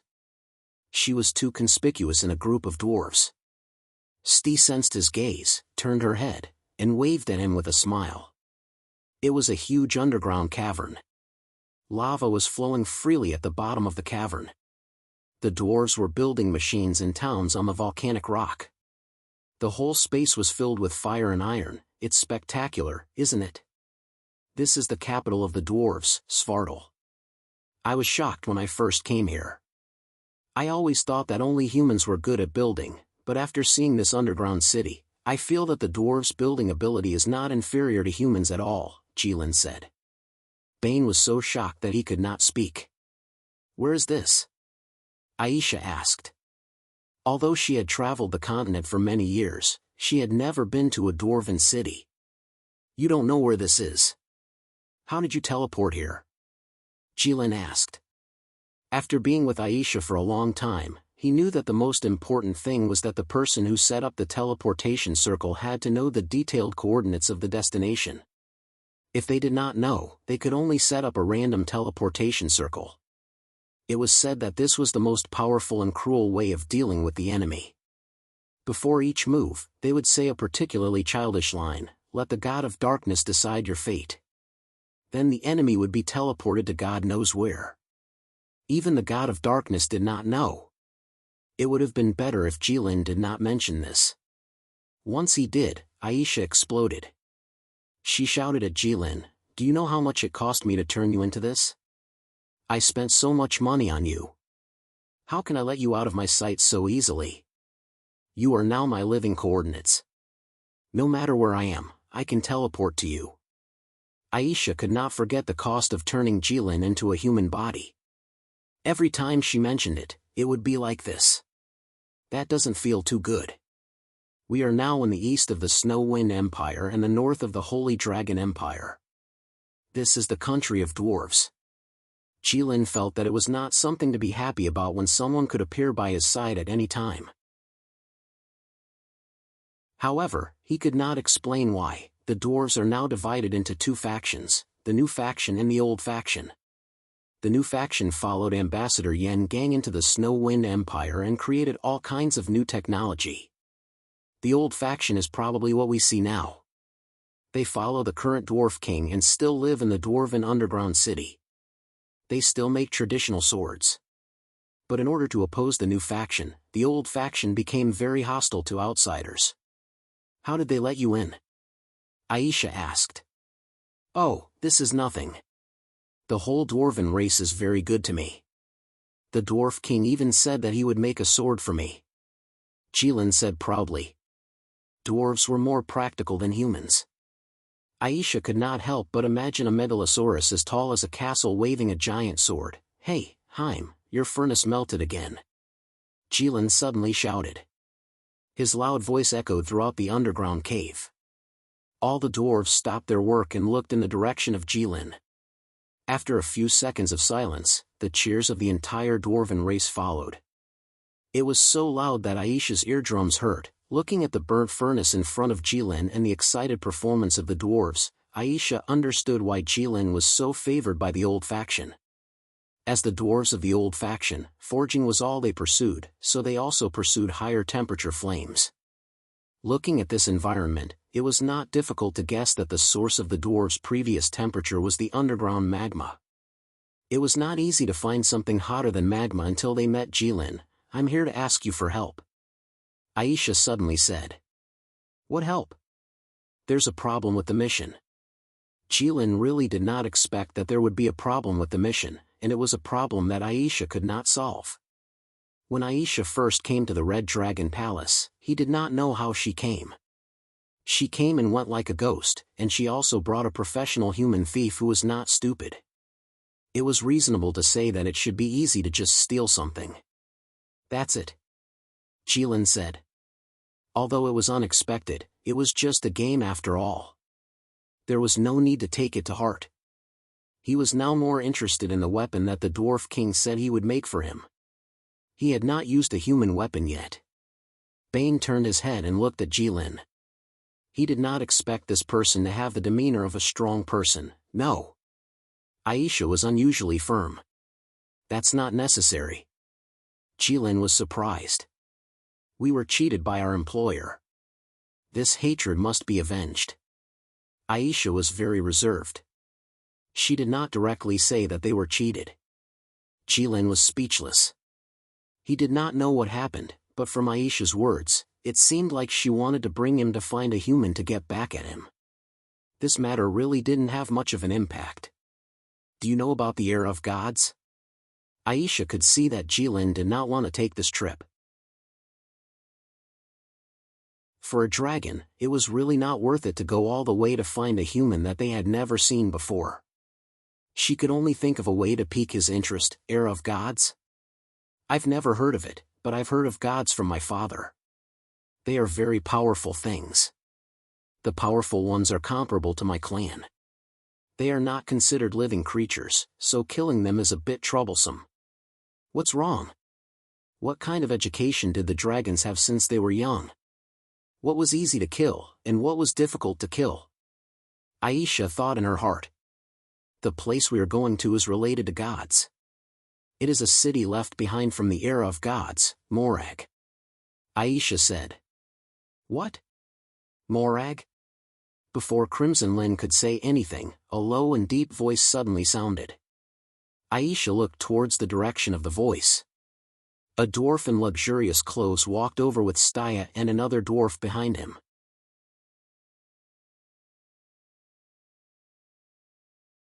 Chapter 27. Let me introduce you. This is the Dwarf King Bronzebeard. This is our mission's client, Mang Shan. This is the legendary witch Aisha who has been famous on the continent for a long time. That young man is called Bane. They are all our companions. Staya briefly introduced the two parties. A few days ago, Staya would have thought that this was very rude to the Dwarf King, but then Staya realized that the dwarves were all straightforward people. "Where's Heim? Why didn't he come? He used to be very happy when I burned down a furnace." Jilin saw Mang Shan and couldn't help but ask. He didn't care about the Dwarf King who obviously wanted to speak. "First of all, he's already a bit numb to your constant burning of furnaces, and second, I've told you many times, his name is Dumb. Because you called his name wrongly again, Dumb got angry, so he only asked me to come and check on the situation. It's still so horrible, but it's exciting." Mang Shan couldn't hide his happiness. "Welcome, human and witch. You are Jilin's friends, which means you are also the dwarves' friends. In the territory of the dwarves, you can go anywhere you want." The Dwarf King finally interrupted. "Thank you for your hospitality," Bane and Aisha said together. "I think I heard you mention Morag just now?" The Dwarf King said. "Yes, I'm trying to convince Jilin to go to Morag with me to settle a grudge." Aisha clenched her teeth and said angrily. "What the hell is going on?" Jilin finally asked. It was rare to see Aisha like this. She always had a smile on her face. She rarely showed her true emotions. Except when she was fighting with Staya. "It's nothing," Staya told me before. "It's impossible not to wet your shoes when you walk by the river. Revenge is a dish best served cold." After hearing Aisha's description of the incident, Jilin scratched his head and didn't know what to say. He glanced at Staya and suddenly remembered to comfort Aisha. What are you talking about? You should say, let's go and take revenge. Aisha was speechless by Jilin's words. She glared at Staya. I don't think you've suffered any losses. Why not let him go?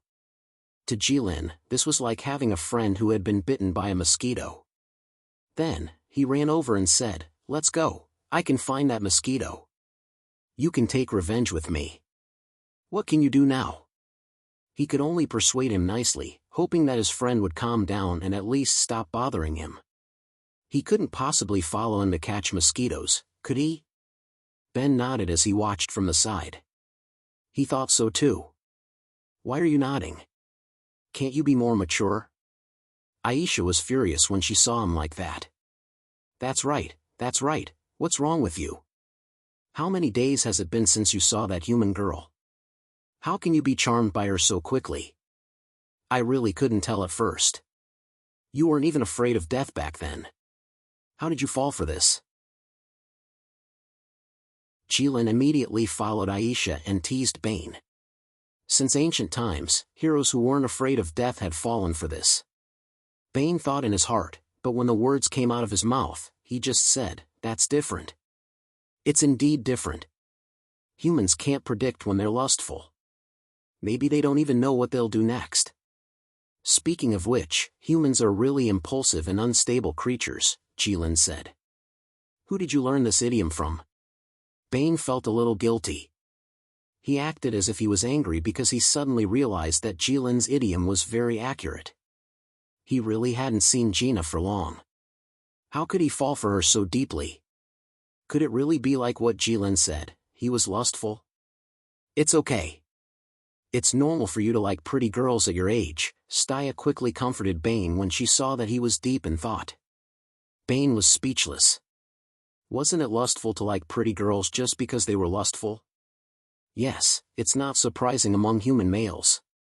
Don't mind it too much. According to Jilin's research, it was the instinct of human males to like pretty girls in front of them quickly. From Jilin's point of view, this was also the key reason why humans were really ahead of other species. It was because of this instinct of human males and their impulsive characteristics that led to the rapid reproduction of humans. That was why they could reach such a terrifying population, leaving other species far behind and occupying this continent. Then, what is love? Bane actually asked such a strange question seriously. Love? That's just a beautiful lie made by pretentious humans for the sake of reproduction. Jilin quickly came to this conclusion based on the logic just now. He didn't believe that such a tiny human would have such beautiful feelings that even he couldn't understand. Shield of Oath, righteous charge. Suddenly, a white light flashed. Staya had already taken out the Shield of Oath and rushed towards Jilin at an extremely fast speed.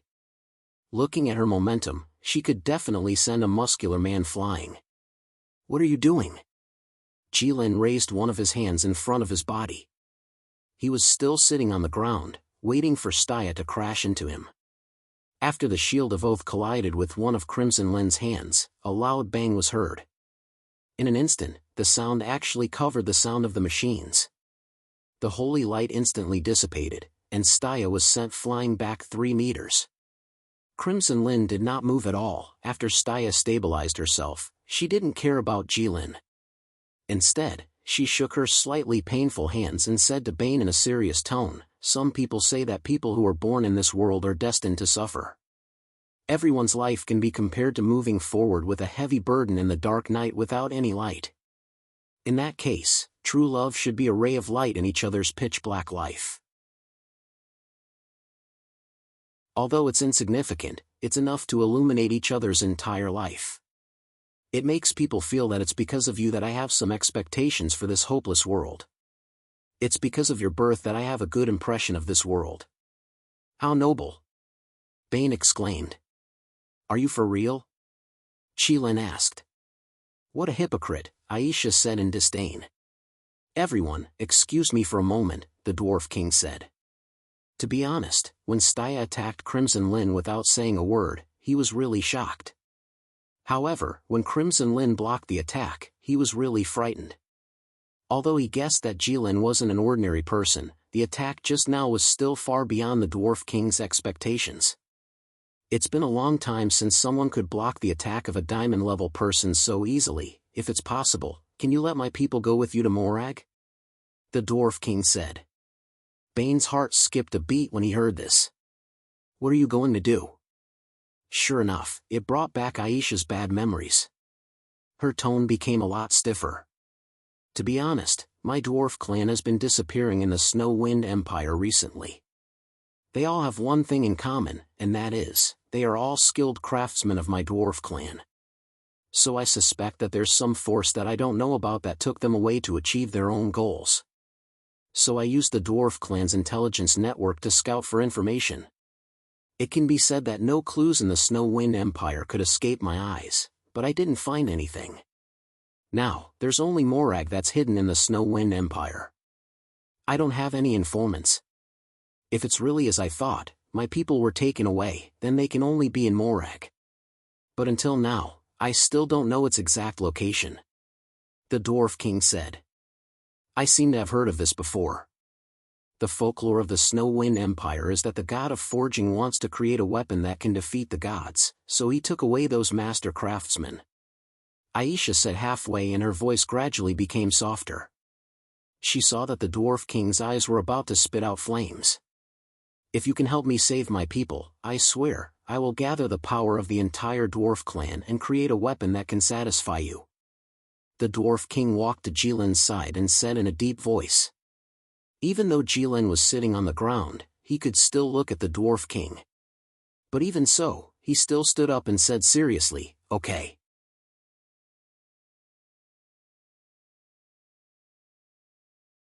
Chapter 28. Thank you for your help, the entire dwarf race will remember it. The Dwarf King lowered his head and bowed to Jilin. As a king, this was already the most respectful gesture that he could make. It's okay, it's just a deal. I just hope that you won't regret it when the time comes.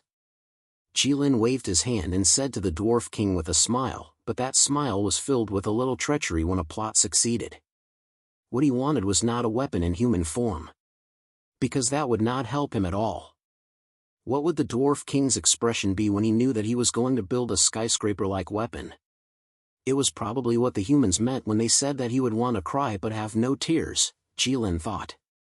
I should have known that he was only interested in gold coins and everything that could be exchanged for gold coins. Aisha thought angrily. Then I'll go and prepare. When do we leave? The Dwarf King said. Jilin looked at Aisha. The afternoon of the day after tomorrow. Don't bring too many people, we can't bring too many people with us. Aisha said. But if we really find my people, how do we bring them back? The Dwarf King asked worriedly. You don't have to worry about this. Aisha had an unfathomable look on her face. From here to the underground secret room of the Duke's mansion, they needed to use the teleportation circle, but if they came back from Morag, it would not be necessary. Well, I hope you don't disappoint me. The Dwarf King understood that Aisha already had a countermeasure. But it was clear that Aisha was not willing to explain in detail, so the Dwarf King could only say so. He had also heard about the problem of witches. The Dwarf Kingdom's spies all over the Snow Wind Empire was not something that happened in recent decades. Then, I'll see you in the afternoon of the day after tomorrow. The Dwarf King said this sentence and turned around to leave. What are you going to do? Find the client and kill him directly? Jilin asked Aisha. If it was said that it wasn't worth it to travel such a long distance before, now it had become a matter of taking advantage of the situation and lifting one's hand. Of course, Jilin didn't mind helping the Dwarf King save his people while helping Aisha kill some creatures. Aisha still had that much face. After all, they had been together for such a long time. Aisha had already achieved her goal, but for some reason, she was still angry. I don't think it's a good idea to kill her directly. Perhaps she has her own difficulties. Bane was a little hesitant. He did not doubt the possibility of Jilin killing Gina at all. How fierce was Bai Shui back then? A Tier 8 monster went berserk and fought a Tier 9 Staya head-on. Logically speaking, White Snow should have lost all rationality at that time. She should have killed everything in her path regardless of whether she could defeat it or not. However, she didn't dare to get up after being stepped on by Jilin. She lay on the ground and pretended to be dead for a long time. Now that Jilin said that he wanted to kill Gina, Bane felt that Gina would definitely die. It was already a compliment to say that it was killing a chicken with a sledgehammer. However, he still couldn't bear it in his heart. Are you done? Are you done yet? Aisha was finally ignited by Bane's indecisiveness. Did you forget how scared you were when you were in the secret room? It was as if the sky had collapsed. You are soft-hearted now. If it wasn't for me, you would have died. Besides, what does it have to do with me whether she has her own difficulties or not? Do you think you can trick me just because you have difficulties? Who doesn't have difficulties in this world? That's right. You can't use your own difficulties as a reason to hurt others. It was rare for Staya to stand on the side of Aisha. So, we'll just kill him? Crimson Lyn asked with uncertainty. It depends on your mood when the time comes, Aisha said. Bane was speechless. No one had any objections. They all knew that no matter what decision Jilin made, they couldn't stop it. Jilin looked at Bane's expression and made up his mind. It would be easier to just kill her directly. Unless the human didn't move and let him catch her, then he could spare her life. The only human that a dragon would spend a lot of effort to catch alive was the princess, and a dragon only needed to catch one princess. Let's go. I'll take you to find a place to stay. Staya saw that the matter was settled and wanted to leave with Aisha. As for Bane, he obviously didn't have the mood now. Aisha actually left with Staya without saying a word. Jilin sat in front of the new stove and heated it until it was red. He could feel that this one was much stronger than the previous one. Bane sat not far from Jilin and looked at the bustling dwarfs below. Catch. After a while, Jilin casually drew a space crack and took out a black thing and threw it to Bane. Bane caught it and looked at it. It was a piece of meat half the size of a human head, exuding a strong meat aroma. Bane's stomach suddenly growled. Bane just remembered that he hadn't eaten for a whole night. Bane turned his head and looked at Jilin. He saw that Jilin took out a huge pig leg, held it with one hand and chewed. This is the top delicacy of the dwarfs, roasted tusk pork. Try it. It's not worse than your human food at all, Jilin said. Bane carefully tasted it and then wolfed it down. Indeed, the fat of the meat was distributed very evenly, just right. After being roasted by the dwarfs, it was fat but not greasy, lean but not dry. Every time he chewed, his mouth was full of primitive and wild meat aroma. It was really not inferior to any human delicacy. Am I a strange person? Bane quickly finished the meat in his hand, then took a long breath and asked. In my opinion, all humans are very strange. They think too much in a day. So many people do a lot of things that can't be explained by reason. There are even people who jump into boiling oil. You are nothing at all. Aisha thinks that you are so soft-hearted because you covet her beauty. That's because she was temporarily blinded by anger and made such a judgment. I know that you have clearly realized that there is no special relationship between you two, but you still don't want the human who betrayed you to die. You are soft-hearted because the other party is a human like you. It is the instinct of all creatures to feel sorry for the death of their kind.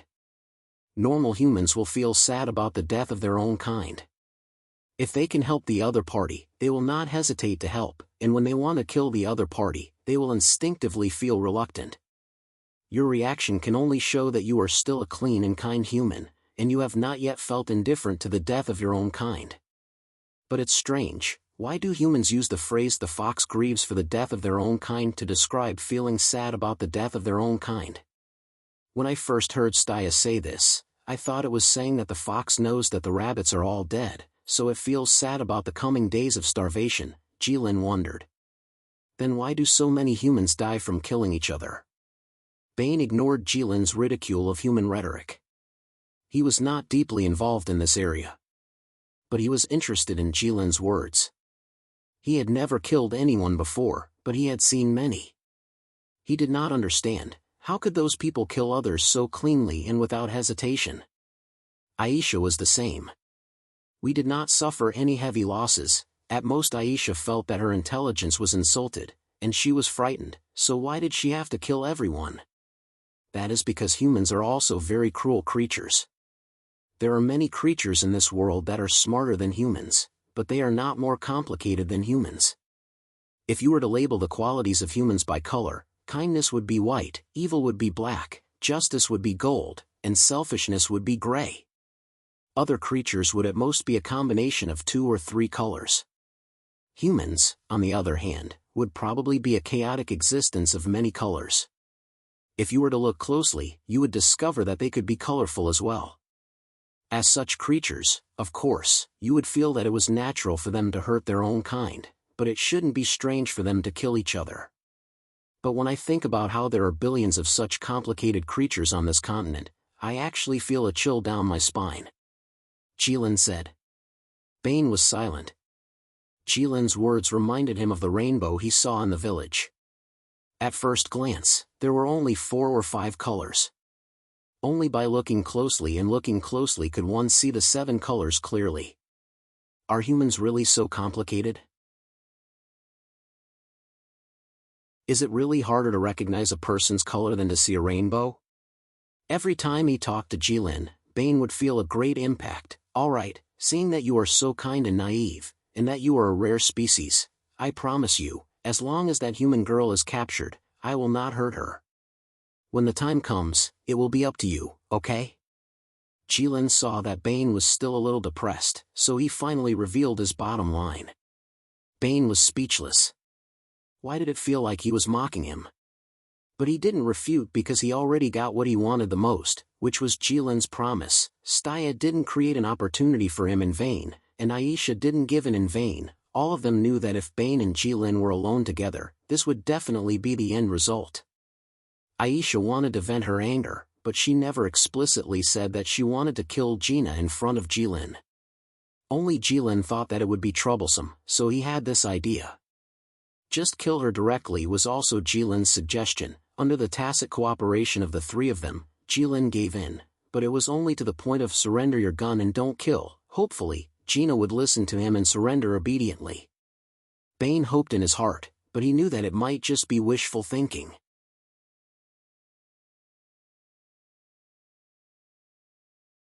Chapter 29. Snow-blowing City. My lord, Morag's blade has been successfully obtained.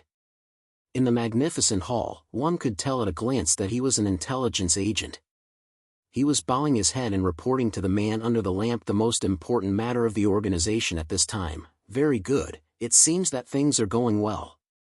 Duke Lawrence should still not know the true purpose of Morag's blade, otherwise, we would not have succeeded so easily this time.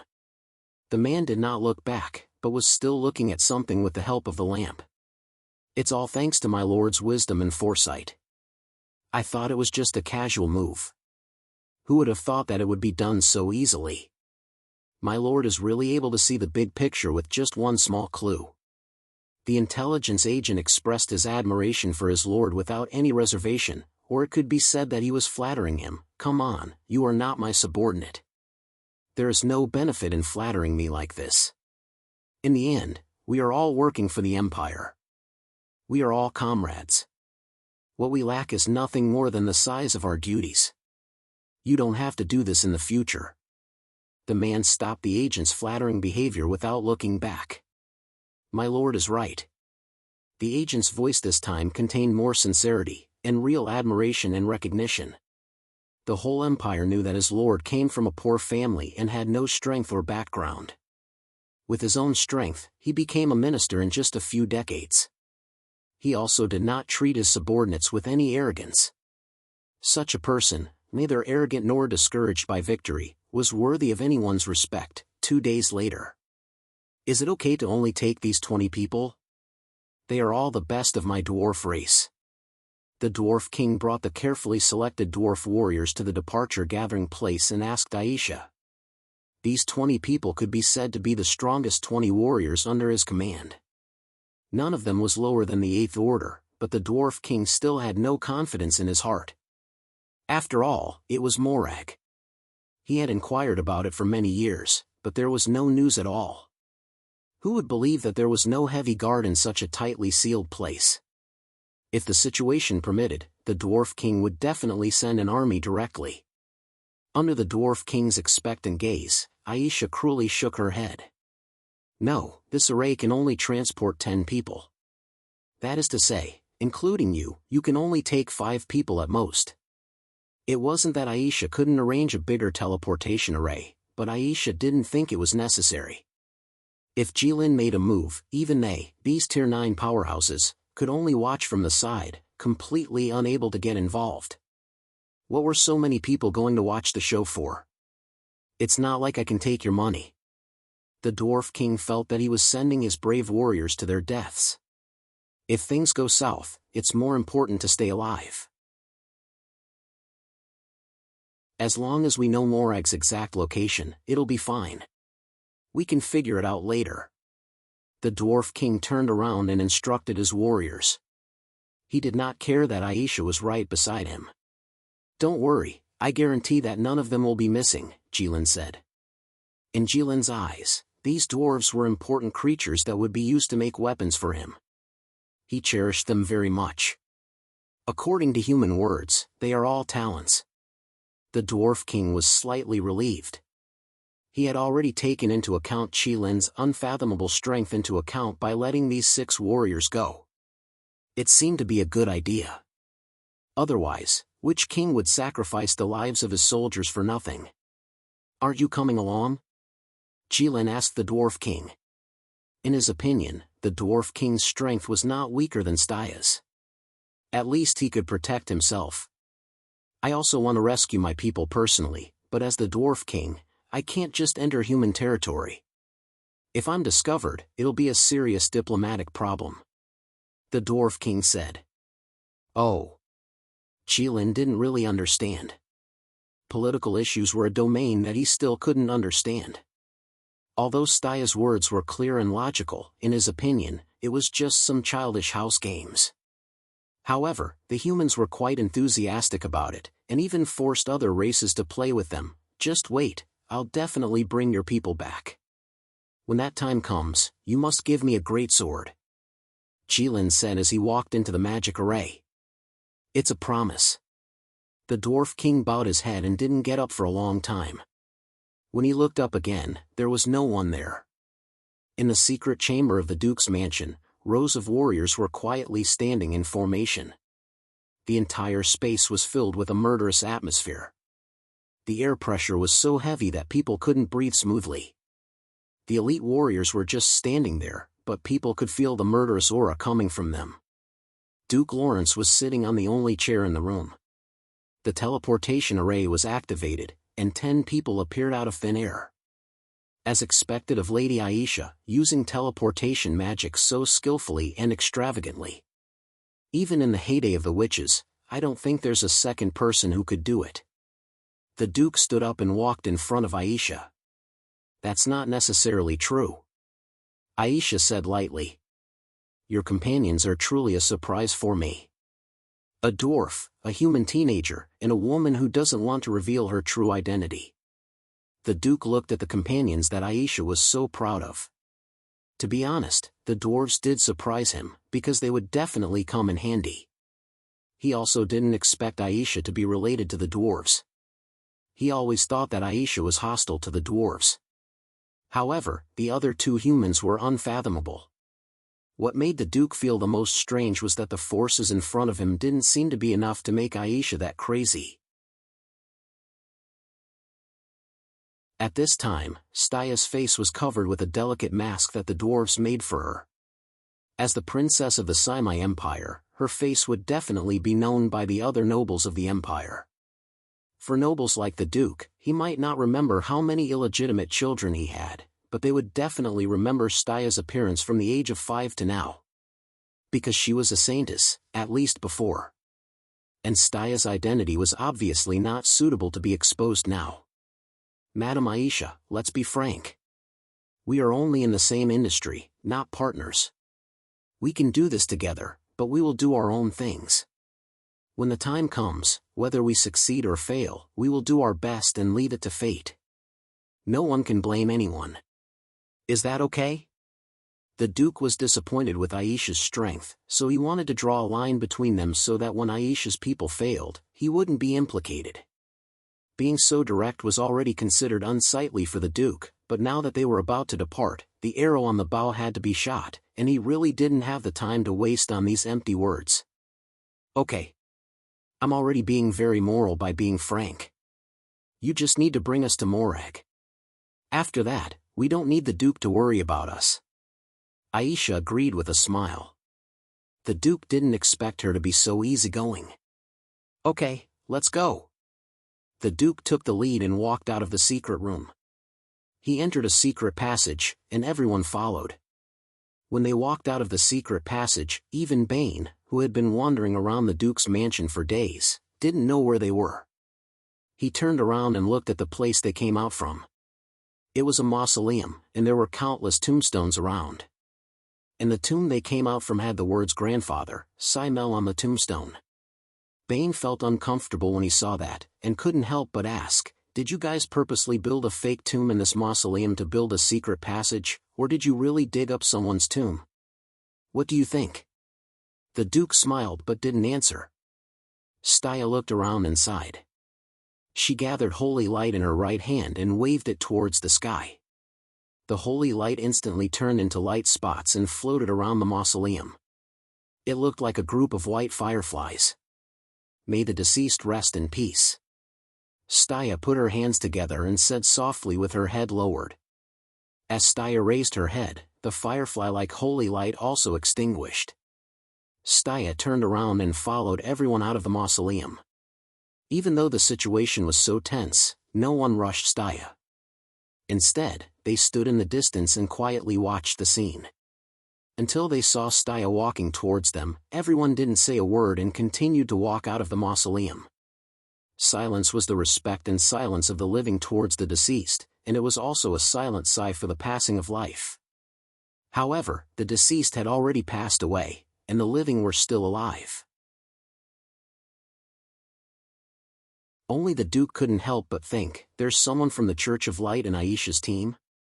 If Aisha was only hostile towards the dwarves because they had replaced the position of the witches, then Aisha would definitely not give up on the Church of Light. The Duke had heard that Aisha wasn't just wandering around like a lonely ghost all these years, she had a big plan that no one knew about. The thought of revenge against the Church of Light had never faded from this legendary witch's mind. How could there be someone from the Church of Light in her team? Unless this team didn't belong to her, then who could make the witches and the people from the Church of Light live in peace? The Duke couldn't help but look at Jilin. An ordinary human youth's appearance was indeed very deceiving. Because at this age, no matter how strong they were, it was easy for people to let their guard down. Outside the mausoleum, there was a team of cars waiting for them at the exit. The cars had the symbol of the Merchant Association, and they were parked there quietly without any sound. It was eerie in front of the mausoleum. As everyone entered the car, the team started to move slowly in the night. They were moving towards the mysterious city. Morag.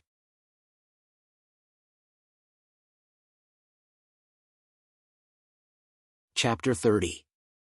In the vast expanse of white snow, a group of 7 to 8 carriages was silently advancing. The group was very big, but the sound it made was strangely very small. It was completely covered by the wind of the Snow Wind Empire. A normal carriage would never be like this. There was only one possibility to achieve this effect, and that was that every carriage had a magic array attached to it.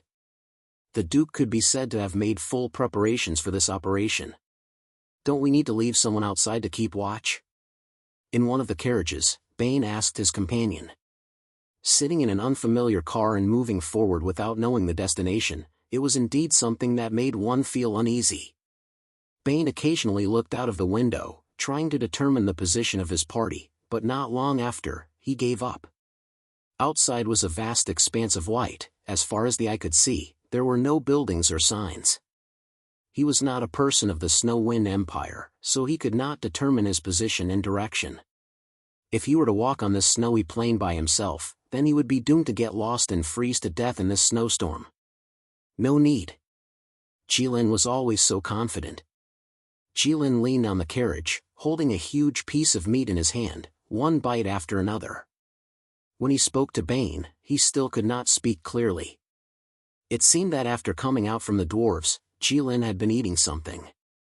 Bane thought, from the time he got on the carriage until now, the things that Jilin ate could probably fill 2 people to death, but his stomach did not bulge at all. "Do you eat?" "I don't know what kind of meat it is, but it's delicious." Jilin saw that Bane had been looking at him, so he tore the meat in his hand into 2 pieces, and handed the unbitten side to Bane. Bane hurriedly shook his head. He looked at Jilin eating, and he was a little disgusted. "We don't have the ability to identify the direction in the snowfield, so it's useless to look," Aisha said. "Then why are you so steady?" Bane asked. The 4 of them were naturally in the same carriage. Aisha had been sitting there motionlessly, and this was the first sentence she said after getting into the car. Staya didn't seem to be in a good mood when she came out of the cemetery. She probably felt bad for disturbing the rest of the deceased, so she kept mumbling something after she got into the car. Bane couldn't hear it clearly. Jilin, on the other hand, was very normal. He kept eating as if no one was around. Only Bane himself was restless, glancing around from time to time. "Of course, because we all have the confidence to walk out of the snowfield," Aisha said. Bane thought it made sense. With Aisha's teleportation circle, even if the Duke left him in the snowfield or took him somewhere else, he wouldn't have to worry about not being able to escape.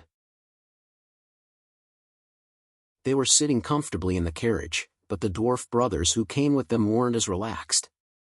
There were a total of 6 of them, and one of them stayed in the carriage the whole time. The other 5 would run out of the carriage from time to time and catch up with them after a while. It was very tiring. They didn't forget the important task entrusted to them by the Dwarf King. The main purpose of this trip was to find the location of Lager the Devil. Bane was influenced by the other 3's attitude. Plus, the surrounding scenery was really boring. Looking at Jilin, who was sleeping after eating his fill, he gradually felt tired. He couldn't help but lean his head against the carriage. When he closed his eyes, he thought, "I'll just close my eyes and rest for a while." After some time, the Duke came to Jilin's carriage and knocked on it lightly. "Lady Aisha, from here on out, we'll have to walk." "Okay." Aisha agreed. Then, Aisha looked at Jilin, who was sleeping soundly. She hesitated whether to wake him up or not. Aisha knew that dragons who were woken up would be very irritable. She knew this very well. Aisha looked at Staya, and Staya silently turned her head away. Aisha, who was in a dilemma, suddenly realized something even more terrifying. Ever since she met Jilin and turned him into a human, she had never seen Jilin sleeping. The dragon race seemed to be a sleepy race in human legends. It was normal for them to sleep for a few years, and quite a few of them could sleep for decades. And those who disturbed the Megalosaurus's sleep, except for the one who killed the dragon, didn't seem to have a good ending. Aisha thought to herself that it was hopeless to wait for Jilin to wake up naturally. At the same time, she made up her mind to wake Bane up. Bane, who accidentally fell asleep, felt someone shaking him. He opened his eyes and saw that it was Aisha. He couldn't help but feel a little strange. In Bane's mind, Staya was more suitable to wake him up. "I accidentally fell asleep? How long have I been asleep?" Bane rubbed his eyes and asked in a muffled voice. "Get up, lower your voice, and get off the car." Aisha lowered her voice. "Oh, okay." Bane thought something unexpected happened, so he didn't say anything. "Master Aisha." The Duke knocked on the car again. This time, his voice was louder than before. "What are you knocking for? Do you want to die?"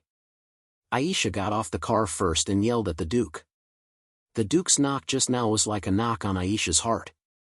She was really scared. Aisha knew that the car's soundproofing was good. "Tell your people to stay away," Aisha said to the Duke. At the same time, she put a magic crystal in the car. The Duke swallowed his saliva. If he wasn't wrong, Aisha put an extremely powerful magic crystal in the car. As for what kind of magic was engraved in it, he would only know when the magic exploded. Bane got off the car and saw that Aisha and the Duke were both there. It seemed like nothing had happened. He asked, "What are you all doing here? Aren't you going to wake Jilin up?" When he got off the car, Jilin was still sleeping soundly. "Isn't that a bit too much?" Staya noticed Aisha's magic crystal as soon as she got off the car. "It's too light. I'm afraid that he won't feel it," Aisha said. Bane seemed to understand. Staya didn't say anything else. She remembered the scene when the royal magicians cast magic on Jilin. They were all top-level magicians who could cast level 7 or 8 magic instantly. Everyone was lying down behind a small hill about 1,000 meters away from the carriage. According to Staya, it was the most reliable shelter in the area. From everyone's point of view, the carriage was just a small black dot in the white sky. They didn't know why they were lying down, but the Duke kept telling them to lie down and not show their heads. The Duke looked at Aisha and felt goosebumps on his back. At that moment, the Duke had the illusion that the wind and snow had become warmer. Witches were indeed lunatics. They actually wanted to kill their companions in front of so many people without any hesitation. "Be careful," Aisha suddenly said. A huge magic circle rose from under the carriage and kept expanding until it covered the sky 200 meters above the carriage. An endless amount of elemental energy gathered around the carriage in a visible form. Blue water elements, white light elements, yellow earth elements, it was the fusion of elements that only witches could cast. The Duke was shocked. It was common knowledge in the continent that any magician could only control one element. But witches were different because they didn't directly control the elements. Instead, they drew magic circles and used the magic circles to gather the elements. That was why they could use all 6 basic elements. This fusion of elements was the ultimate explosive attack magic of witches. Summoning the 6 elements and causing them to collide violently within a certain range would result in a strong explosion. It was said that everything in the explosion range would be destroyed, and nothing would be spared. She was so cruel to use such a deadly method. She wanted to turn everyone into ashes without leaving a corpse behind. Or was she trying to kill the chicken to warn the monkeys? What was she trying to warn me about? In this world of ice and snow, the Duke's forehead was covered in cold sweat. He thought that he was wrong to think that the young man was the leader of this team. But then again, how could someone like Aisha be under someone else's command? As a large amount of elements gathered, the fusion of elements finally exploded. There was no sound because the medium that transmitted the sound had been destroyed. Only a huge ball of light lit up. It was so bright that it looked like a colorful sun had fallen on the earth. It was so bright that people couldn't even open their eyes. The light kept changing, and it was colorful. The Duke knew that every change in color was a violent explosion of elemental energy. He didn't believe that anything could survive such an attack. "Isn't this too much?" Staya was shocked. She thought it was just a normal level 9 spell. She didn't expect it to be this. Bane was so shocked that his brain was in a mess. What was going on? Why did she use such a deadly method? He didn't see any conflicts between Aisha and Jilin. Although Bane was shocked by the scene in front of him, he was surprisingly calm because he knew that Jilin would be fine. Although he couldn't believe it himself, the light of the fusion of elements finally weakened until it completely disappeared. Everyone looked up, but they couldn't see anything in the explosion range. It was like the inside and outside of the explosion range were 2 different worlds. There was no damage on the outside, and even the snow on the ground didn't melt at all. However, there was nothing inside, and not even light existed. That was because the light elements in the area had been completely destroyed. They could only wait for the light elements from the outside to fill in again.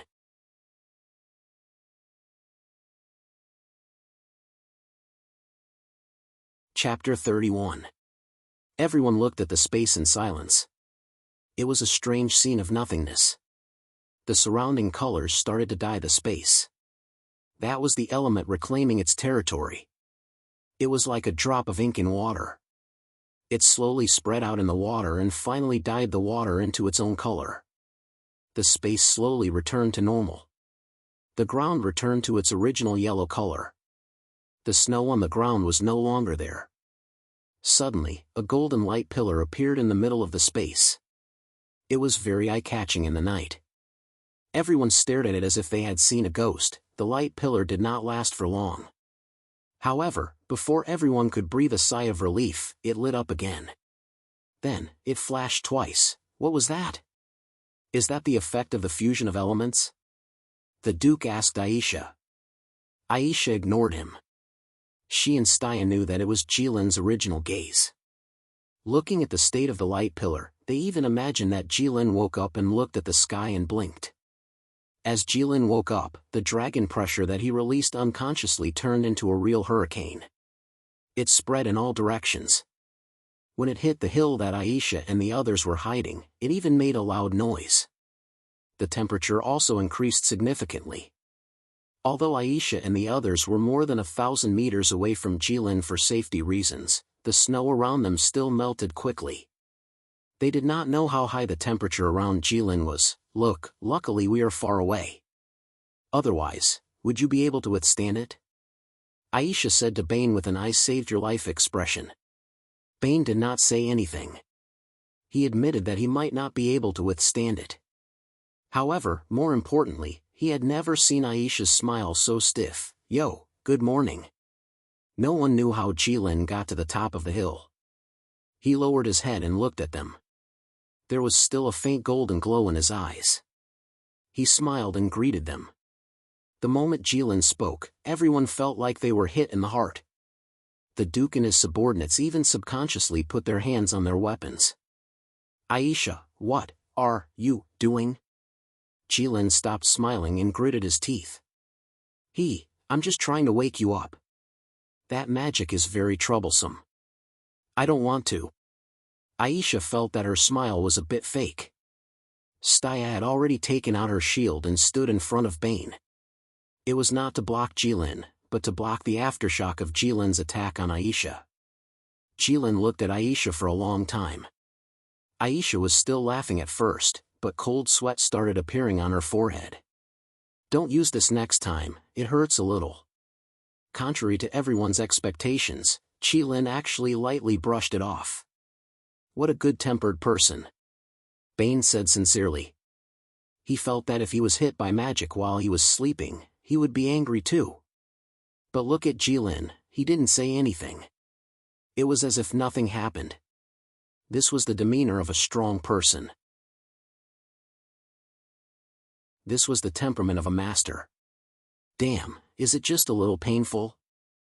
Aisha blurted out. What do you mean? Jilin asked. Nothing.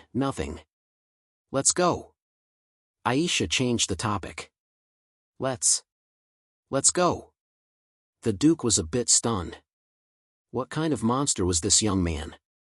In order not to alert the enemy, the Duke had decided to walk when they were approaching. But after witnessing Jilin's strength, he was no longer worried about alerting the enemy. Instead, he was worried about whether it was right to bring Jilin into Morag with him. He just wanted to create some trouble to lower the status of the dwarves in the Empire. He didn't want to flatten Morag. After all, it was the foundation of the Empire. Luckily, Aisha was only looking for someone to take revenge. It shouldn't cause too much of a commotion, you're too risky. Staya saw that everyone was hiding far away from them, so she whispered to Aisha. Why? Aisha said. Don't think that I can't tell. You just want to see the effect of your full power attack on Jilin. Staya said. Nonsense, you don't want to? Aisha didn't feel guilty at all. She even confidently asked. Staya was silent. Of course she wanted to. But as a knight, she never focused on attacking. That day in the Dwarf Kingdom, the charge she used on Jilin was almost her full power attack. Come here. The Duke casually summoned a subordinate. Sir. Go back immediately and tell His Majesty that Aisha came to the Snow Wind Empire. At the same time, tell His Majesty that there's a very strong person among Aisha's companions. Even elemental fusion can't hurt him at all. Just in case, His Majesty can deal with it early. This is urgent. The Duke said softly. The Duke originally wanted to go to Morag to create some chaos. He wanted to take advantage of the chaos to cause some destruction and kill a few dwarves. Finally, he wanted to spread the news, and then he could slightly guide the discussion. At that time, it would be a major diplomatic incident.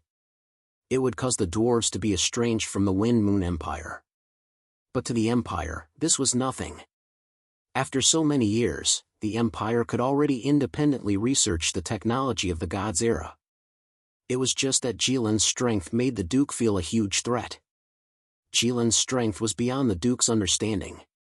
He hoped that he would really do what Aisha said and just find someone to take revenge. Otherwise, if Jilin lost control, the losses would be unimaginable. In the face of such a major threat, the Duke wisely gave up his original plan and stood on the side of his country. It was related to the foundation of the country. The status of the dwarves and his right to speak in the Empire were not important. Yes, my lord, the subordinate replied. Then, his figure flashed and disappeared from the spot. Jilin's eyes narrowed slightly.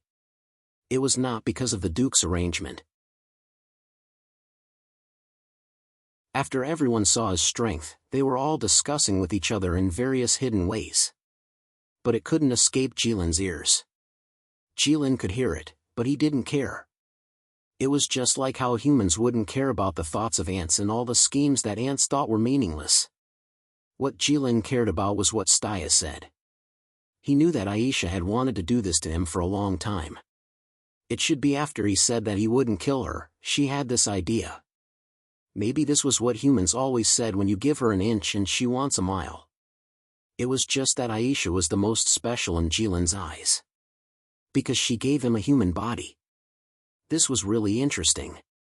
From a human's point of view, this world was really big and exciting.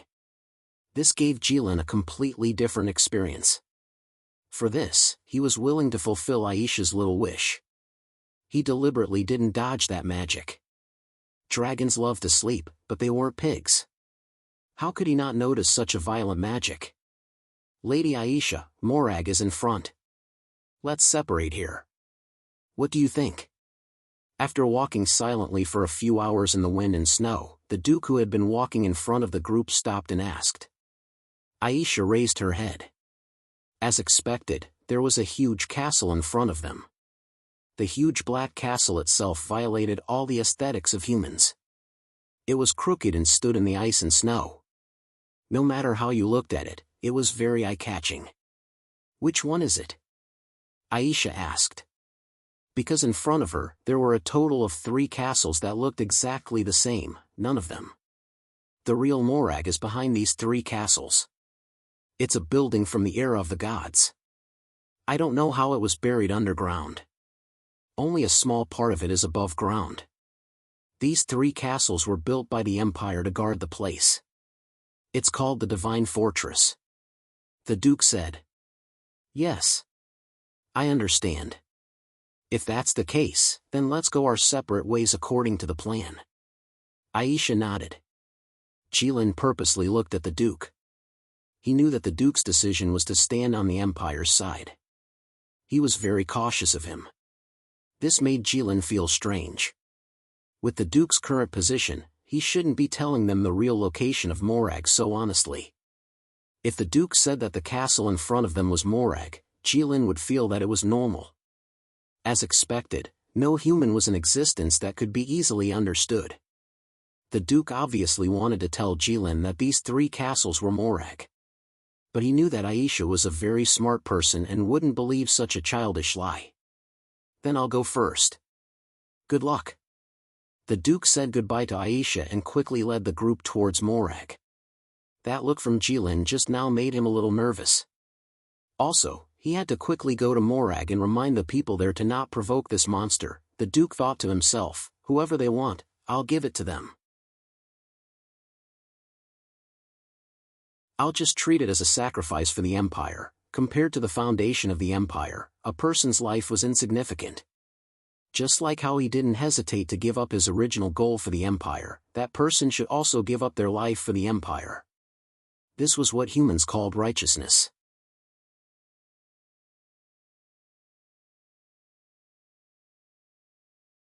Chapter 32. On a vast and uninhabited snowy plain, 3 huge black fortresses stood abruptly. There were no roads around them, and no lights could be seen from outside the fortresses. They didn't look like human buildings, but more like 3 giant god soldiers that descended from the sky. Day after day, they looked into the distance and firmly guarded the important things behind them. What was strange was that these 3 huge warriors seemed to be taking a nap today, and ignored the group of outsiders beneath their feet. Jilin and the others walked along the base of the castle wall. Why do I feel like this wall will fall down at any time, or a lot of people will rush out from inside and surround us? Bane said. As a professional thief, Bane felt that when you enter someone else's territory without permission, you should be sneaky and tiptoe, and not like now, walking forward as if there was no one around, no matter how strong you were. Therefore, Bane felt that following Jilin to do this kind of thing was very awkward from head to toe. It was simply an insult to the thief profession, and he was ashamed to face his ancestors. Whether the wall falls down or people surround us, we don't have to be afraid. Jilin said. That's not what I meant. Shouldn't we be more sneaky, to show respect to the owner? Like we're walking in our own home, okay?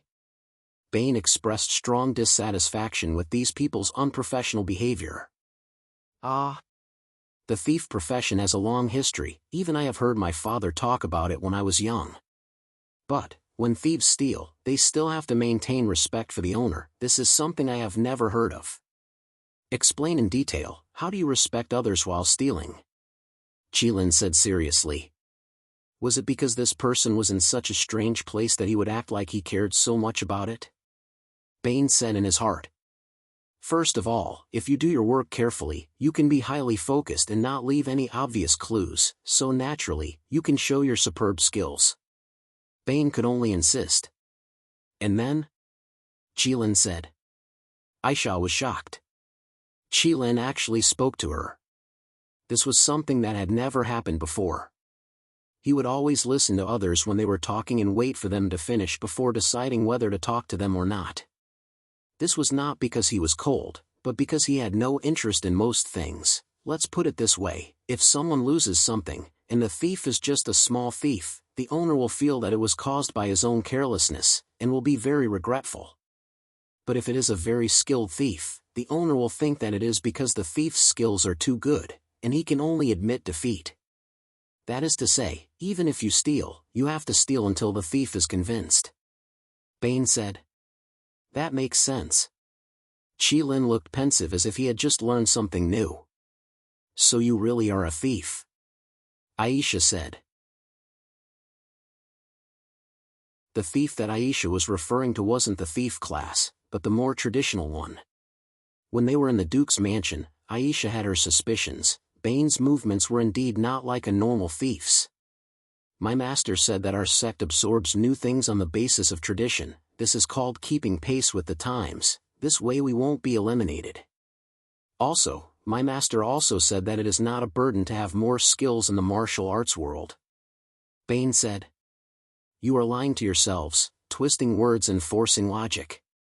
I remember that you are quite popular in your village, aren't you? You don't seem like a thief. Staya was a bit annoyed when she heard this. Clearly, Bane was saying good things, but he didn't use the right words. Rabbits don't eat the grass near their burrows, this is the rule. Bane said. You have rules? Staya said. Even thieves have rules. Nonsense. Outside of Morag. Lord Duke, I don't know why you are in such a hurry this time, what is it? A dwarf stood in front of the Duke and asked strangely. The Duke didn't bring many followers, and he looked a bit embarrassed. What was even stranger was that when he entered Morag, he removed all the guards along the way. This was indeed a bit strange. Ambassador Rocksteel, I won't beat around the bush with you. I didn't want to see you this time, but something happened, so I had to do this. The Duke said. Oh? What made the Duke go against your original intentions? Ambassador Rocksteel was a bit curious. I don't have time to explain. I know that no matter who stole my things, they will eventually bring them here, and Ambassador Rocksteel, you will definitely know who it is. I don't care what you want, as long as you tell me who it is and where it is. The Duke said. Ambassador Rocksteel didn't think that the Duke would be so direct without beating around the bush. This made him a bit unprepared. I didn't ask them to steal it, they are not my people, I have no right to tell you. Ambassador Rocksteel decided to be direct, and said it himself. This matter concerns the survival of the Empire, tell me, who is it? Where is it? The Duke stared at Rocksteel and said in a deep voice, his expression was as fierce as a lion about to bite someone. Impossible. Ambassador Rocksteel said lightly, but it was this kind of indifferent tone that gave people a feeling of firmness. Rocksteel thought to himself, do you think I'm scared? You just lost something and it concerns the survival of the Empire? I don't really care, I'm not a person of the Snowwind Empire. Moreover, how could Rocksteel hand over his meritorious subjects just because of the Duke's words? Although they weren't his people. But in this way, how would he convince the people in the future? Who would be willing to work for him? Even if Morag is destroyed, you won't hesitate? The Duke said. What? Who can destroy Morag? What kind of joke is this? Do you know that for so many years, we have always been wandering around the periphery of the city, unable to get close to the core area? In order to get closer, I even tried to force my way through, but even inside, I couldn't damage it in the slightest by borrowing the Empire's strongest power. Now you are telling me that someone can destroy Morag? Do you think I will believe that? Rocksteel said. The person who stole my things sought the help of the legendary witch Aisha. Although she succeeded, in the process, she betrayed Aisha and her companions. Now Aisha brought a group of people here to find someone to take revenge. The Duke knew that he had to sacrifice some precious time to explain it clearly. So what? We have set up 8 fortresses around Morag. With this kind of powerful force, even if an army from another empire comes, they will not be able to return. Why would I care about a legendary witch? Rocksteel even thought it was a little ridiculous. Aisha's team had a human youth. When he was sleeping, Aisha used elemental fusion to sneak attack him, but when he woke up, he was unharmed. The Duke said. Fuck your mother, you are also a person, can't you have some face?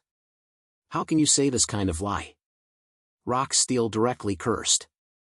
Among the dwarves, even the intellectuals had a bad temper. The Duke didn't fly into a rage because of Rocksteel's rudeness, because he could understand Rocksteel's feelings. When Jilin stood on the hill above their heads, he also wanted to curse, but he didn't dare, so he just looked at Rocksteel seriously. Is this true? Rocksteel saw that the Duke didn't look like he was lying, and asked in disbelief. The Duke nodded. The Snowwind Empire also has a few legendary powerhouses, you say, can they resist elemental fusion? Rocksteel asked. They have not tried. The Duke said. Then what do you say? Do you want our people to die? Rocksteel said. No, you just said that they are not your people, and obviously they are not my people. The Duke said. But they are still on our side. Rocksteel said. The Duke paused for a moment, and said, actually, there is no need to talk about this nonsense, right? You and I have already reached a consensus. There is no one else here, so let's not waste any more time. Now, every second we waste, that monster is one step closer to your Morag. Rocksteel was silent. Because the Duke was right, they had already reached a consensus. Tell me, that person is now in Morag. The Duke said. Ambassador Rocksteel looked up at the Duke, and nodded.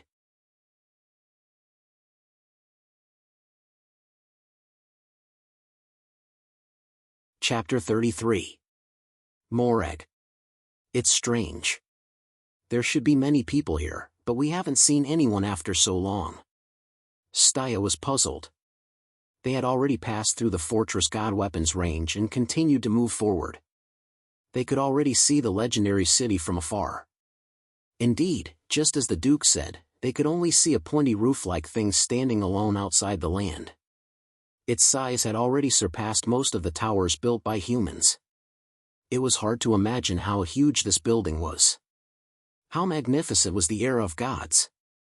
How magnificent was the battle between the humans and the gods that ruined all of this! However, Staya was obviously not talking about the huge roof, but the small houses built by humans in front of them.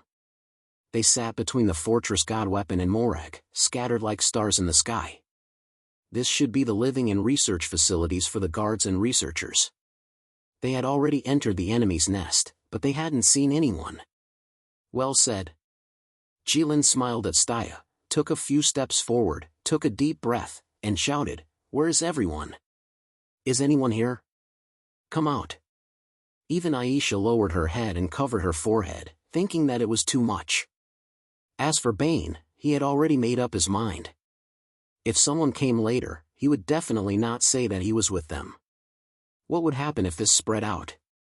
Wouldn't his former colleagues have to change professions and become bandits?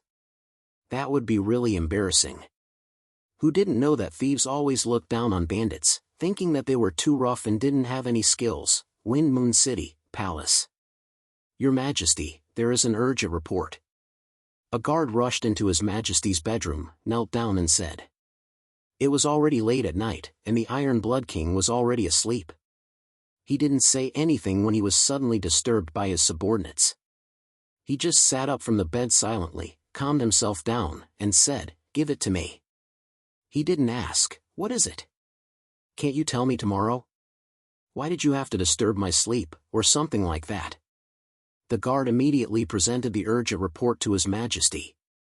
He was obviously very familiar with the Iron Blood King's personality. "Call the Chief Secretary," the Iron Blood King said after reading the urgent report for a while. Yes. Even though it was already late at night, Grand Secretary Bellows still quickly appeared before the Emperor. "Your Majesty." The Grand Secretary knelt down to greet the Iron Blood King. "Get up." "Thank you, Your Majesty." "Look." The Iron Blood King walked in front of Bellow and stuffed the urgent report into his hands. "Your Majesty, could this be the Red Calamity mentioned by the Saimai Empire?" The Grand Secretary's voice trembled slightly. "It should be," the Iron Blood King said. From the contents of the urgent report, Aisha's group of powerful youths could easily be linked to the Megalosaurus mentioned by the Saimai Empire. However, only His Majesty and the Prime Minister knew about the Red Disaster incident in the entire empire. His Majesty and the Prime Minister were the only ones who knew about the Red Disaster incident. His Majesty and the Prime Minister were all kept in the sacred city to prepare for the future war. Even His Majesty was sent back by the Middle Empire. Morag is related to the foundation of the empire. We can't afford to lose it. The Prime Minister first imagined the worst possible outcome to confirm what was most important. That's right. The Iron Blood King agreed. Then should we immediately light the beacon? Seek help from other countries? The Prime Minister suggested. There's no time. The Iron Blood King said. Your Majesty is right. After all, distant water cannot quench a present thirst. Your humble servant has lost his composure. Then mobilize the nearby army and swear to protect Morag with our lives. The Prime Minister said. It's no use. The Iron Blood King said. Your Majesty, our soldiers are all brave. With the addition of the fortress's divine weapons, I believe that even if we can't kill the Megalosaurus, we can still protect Morag. The Prime Minister said. That's too much of a loss. The Iron Blood King said. Then Your Majesty, what should we do? The Prime Minister asked. He knew that since His Majesty had rejected him so decisively, he must have already made up his mind. Legend. The Iron Blood King said. Your Majesty wants to send a legend? The Prime Minister said. Yes. But from the Duke's description, even a legend might not be able to defeat the Red Disaster. The Prime Minister said. Cities. Your Majesty wants to send a moving city at the same time as a legend? The Prime Minister was a bit uncertain. 2. Understood. Your humble servant will do it right away. Yes, be careful. The Prime Minister bowed to the Emperor and quickly left the palace. Contacting a legend and getting them to move 2 moving cities wasn't an easy task. Let my Snow Wind Empire test your limits for the humans. The Iron Blood King thought to himself. The palace guards saw the Prime Minister as a celestial being. They felt that it wasn't unreasonable for him to be able to reach his current position from a poor scholar. To be able to communicate so smoothly with His Majesty and quickly figure out His Majesty's intentions, he was definitely the best candidate for the Snow Wind Empire. Because His Majesty only spoke a bit more to the other emperors. Morag. You're the one who stole my Morag's blade? What's your name? The Duke looked at the girl in front of him and asked awkwardly. Duke, my name is Kina. As for the Morag's blade, I've never heard of it. Kina said. Kina's heart was also very strange. Logically speaking, no matter how things developed, it shouldn't be her and the Duke confronting each other. This didn't conform to the unspoken rules when the big shots confronted each other. But no matter what, she couldn't admit to this. Actually, you don't have to lie to me. Because I don't want to pursue this matter. You should know that now that you're standing in front of me, it means that things are very clear. It doesn't matter if you admit it or not. I'm not looking for you because of that thing. I don't even know what use that thing has. To me, it's only my grandfather's relic. In my house, my grandfather's relic is everywhere. So, I'm actually not angry at you. On the contrary, I admire you a bit. To be able to deceive Aisha, in my memory, I don't know who else could do it other than you. The Duke said. Kina was a bit confused. She didn't understand what the Duke was trying to do. But as far as I know, there are a lot of people who are better and smarter than you. They also don't dare to deceive Aisha because Aisha is a very vengeful person. She'll do anything to get revenge. Now that you've angered her, and she's brought a monster to find you. She's not far from us. I think she'll be here in the time it takes to talk. Ambassador Yen Gang and I agree that we don't have the ability to protect you. The Duke looked at Kina. You mean that I should surrender myself and walk to Aisha to be dealt with by her? Kina was so angry that she laughed. We can also send you there. I promise, if you can come back alive, I'll let bygones be bygones. The Empire will also give you a great merit. The Duke said. I'm also doing things for the Empire by deceiving Aisha. Since when would the Empire hand over its own people to the enemy? What about the Empire's reputation? Kina said. It's different this time. The Empire can't fight against the enemy this time. Handing you over is the wisest choice. I believe you'll be willing to sacrifice for the Empire. The Duke said. If I'm willing, it's called sacrifice. If I'm forced, it's called murder. Kina said. The result will be the same. The Duke said. Is this what they mean by cook the hound after the rabbit has been caught, and put the bow away after the birds have flown away? Kina said hatefully. Whatever you say. The Duke said. Just then, a loud voice came from afar. Where's the person? Is anyone there? Someone come out. There's no time. Come, tie her up. The Duke said hurriedly. Sir, there's a reason why I was chosen to carry out this kind of mission. It's not that easy to catch me. Kina obviously didn't have the intention to die for the Empire. She suddenly disappeared from where she was, and a shadow quickly flew into the distance. It was the move that she used to escape from Aisha's crystal bat. Then I'll also let you know that the Empire's Duke isn't something an ordinary person can do. After the Duke finished speaking, a violent aura spread out from his body. He was also a top expert. The Duke grabbed in the direction where Gina had disappeared. Gina was instantly pulled out of another space as if she was being pulled by someone. She fell to the ground. How is that possible? Kina's face was full of disbelief. The Duke walked to Kina's side and pressed her shoulder to make sure she wouldn't run away. Then he said, You still have a choice.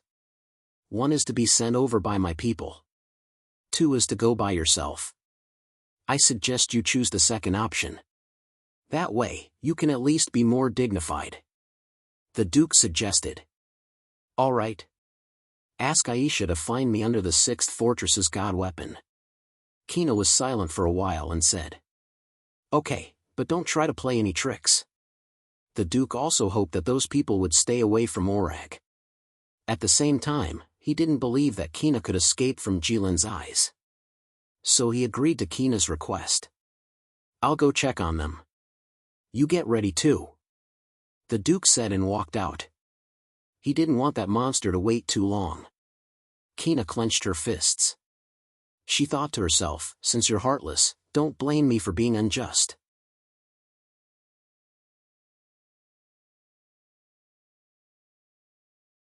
Chapter 34.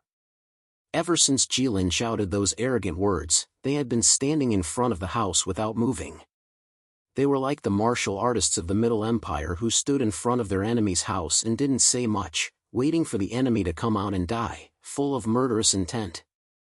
They stood in the wind and snow, but they were more serious than the wind and snow. They really had the temperament, the aura, everything. At least, that was what Jilin thought. Aisha thought they were a bunch of stupid hunters waiting for the rabbit to run into a tree. Bane thought they were monkeys who had entered a tiger's den and were shouting loudly. However, the miraculous thing was that no matter if it was them or the dwarves, they all stood still and cooperated with Jilin to create a solemn atmosphere. Just when Aisha couldn't stand this stupid behavior and was about to do something, the Duke appeared in front of them. Lady Aisha, what are you all standing here for? The Duke couldn't help but ask. Just now, when he walked over, the situation had really given him a fright. What are you doing here? Aisha asked. I'm here to tell you that I've found the person you're looking for. The Duke said. Ha, that's rare. We didn't trouble the Duke, did we? How can the Duke be so kind? That makes us feel a little bad, Aisha said. Ha, Lady Aisha, what are you talking about? The Lawrence family and you have been friends for a long time. This is a small matter, not worth mentioning, not worth mentioning. The Duke said to Aisha in his mind as he said the standard words to her. If it wasn't for the fact that I'm afraid you'll run around in this city and if you get hurt, it would be a great loss to the Empire. I can't bear the consequences. Otherwise, why would I be so worried and work so hard? Thank you very much. Where is he? Aisha said. Please come with me. The Duke said. Humans are so troublesome and hypocritical. They talk so much nonsense. Jilin thought. Everyone followed the Duke for a while. Soon, they arrived at a fortress. There was a white figure standing on top of the fortress. It was like a light in the darkness. Just as Bane thought, it was Gina. Lord Duke, Lady Aisha, you're here? Gina was the first to speak. She was standing on top of the castle, so naturally, she had already noticed their arrival. The Duke didn't say anything. He didn't expect Gina to wait for them so obediently. Long time no see. You really left a deep impression on me the last time we met. Aisha said. Lady Aisha, you flatter me. You are the one who is truly amazing.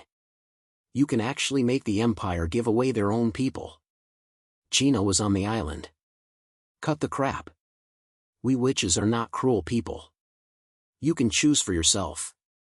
Do you want to be an old granny, a frog, or some other green-skinned monster?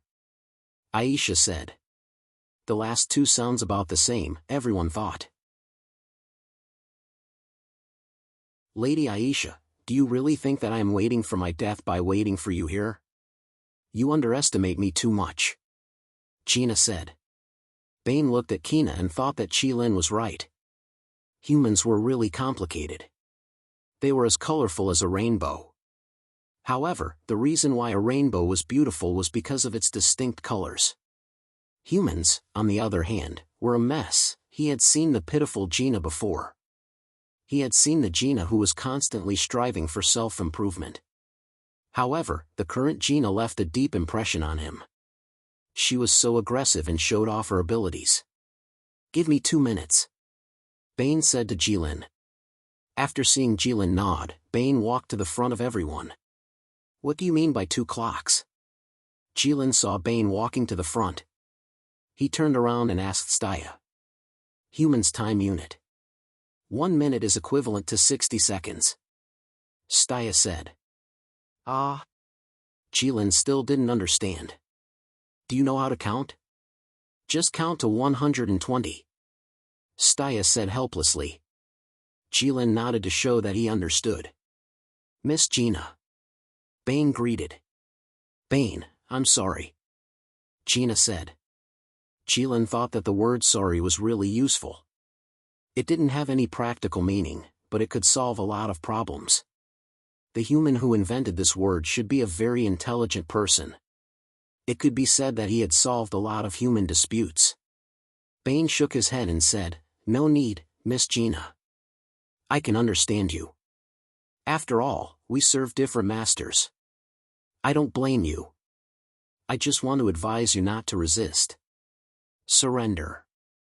This is your best choice. You won't have a chance. If there is another choice, no one will surrender. No matter who the enemy is, the Empire, the witches, or even fate. Gina said. Gina, I know you are a gentle and kind girl. I knew it from the moment I saw you. I don't want to see you die. Come down. Bane shouted. Maybe this is karma. Those who betray others will be betrayed by others in the end. I betrayed you and was betrayed by the Empire. I brought this upon myself. Since this is the case, you can't blame me. Gina didn't care about Bane anymore and said to the Duke. What are you doing? The Duke shouted. He suddenly had a bad feeling in his heart. Suddenly, the castle in front of them started to tremble like a human. If it was a human trembling, then there would be nothing to say. But if it was a huge monster trembling, then it was very scary. The ground around them started to shake, and a violent earthquake occurred. Yen Gang, how can she activate the fortress god weapon? The Duke shouted into the communicator. I don't know. I said she is not one of my people. I didn't expect this girl to be valued by Belos so much that he even gave her the activation crystal of the fortress god weapon. Yen Gang said. In this empire, if she was not one of his or the Duke's people, then she could only be one of Belos' people. Some things seemed complicated, but it was so simple. Is there anything you don't know in a radius of dozens of miles? The Duke shouted. Ambassador Yen Gang had been stationed in Morag for so many years. With his prestige and skills, there was no one who disobeyed him, no matter if it was a dwarf or a human. It was reasonable to say that he should have already run this place like an iron bucket. It was polite to say that he was the local tyrant here. Every rock of the fortress god weapon began to move. It successfully broke the original unesthetic shape and became less like a castle.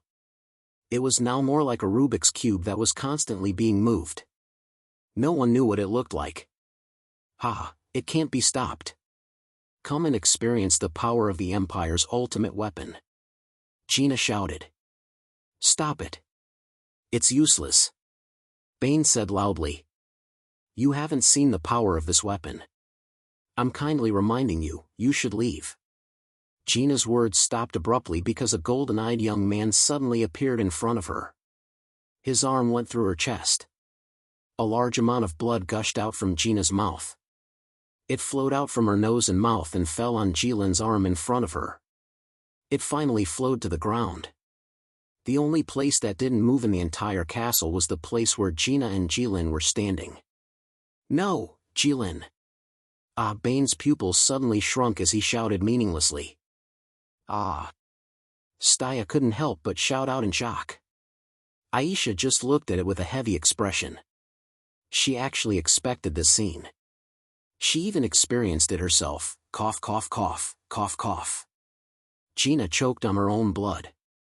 However, every time she coughed, it was accompanied by intense pain. The word heart-wrenching wasn't just an adjective for Gina. She couldn't help but extend her arm and wanted to support Jilin. However, Jilin saw her action and quickly retracted his arm and took 2 steps back. Gina, who lost her support, instantly fell to the ground and laid in a pool of blood. Jilin looked at her and vaporized the blood on his arm. He said, "Just now you said that even in front of fate, you wouldn't just wait for death? You're just a mere human. You really don't know how high the sky is and how thick the earth is. However, I originally wanted to listen to you more. However, I have an agreement with someone. Our race has always valued promises. It's a pity that I can't break my promise. Humans might be fighting against fate for their entire life," Gina said with difficulty. "The way I see it, most humans are just dissatisfied with their current lives and want to change it. Humans always exaggerate things like this. Fate is just like a huge circle. Humans spend their short lives walking on a small part of it. However, they think that they are moving forward in a straight line. That's just an illusion because the circle is too big. It's just like you live on a planet but always think that you are on a huge flat land. Of course, you want to fight against fate. However, the sad thing is that humans will never know whether they are fighting against fate or fate makes you think that you are fighting against fate," Jilin said. Gina looked at the red-haired youth with difficulty. She didn't want to know who he was because she was about to die. She couldn't feel the pain in her chest anymore. Therefore, she didn't want to argue with him. She recovered to her most relaxed state. Naturally, she could see the stars in the sky, so beautiful. Such a bright starry sky, it's really rare, Gina said. The Snow Wind Empire went through years of wind and snow. Even the sky during the day was hazy. Even the blazing sun was covered by the wind and snow, not to mention the gentle moon and stars. However, when the sacred flame Megalosaurus appeared, the wind and snow suddenly stopped. The clouds and mist dissipated and the stars appeared naturally. The starry sky has always been clear and magnificent. It's just that people's eyes are covered by the clouds and rain, so they can't see clearly, Jilin said. He was the sacred Megalosaurus, the highest-level divine creature. It could even kill a god. He had always been at the highest level. Naturally, he wasn't afraid of the clouds covering his eyes. However, how could ordinary humans do it? Just by being blinded by a leaf, people couldn't see Mount Tai. Not to mention the starry sky. I really wish I could take a few more glances, this beautiful, starry sky. It seemed that humans didn't only have the arrogant delusion of fighting against fate and changing the world. They also occasionally had such simple wishes. She actually only thought about such a small matter as looking at the stars before she died.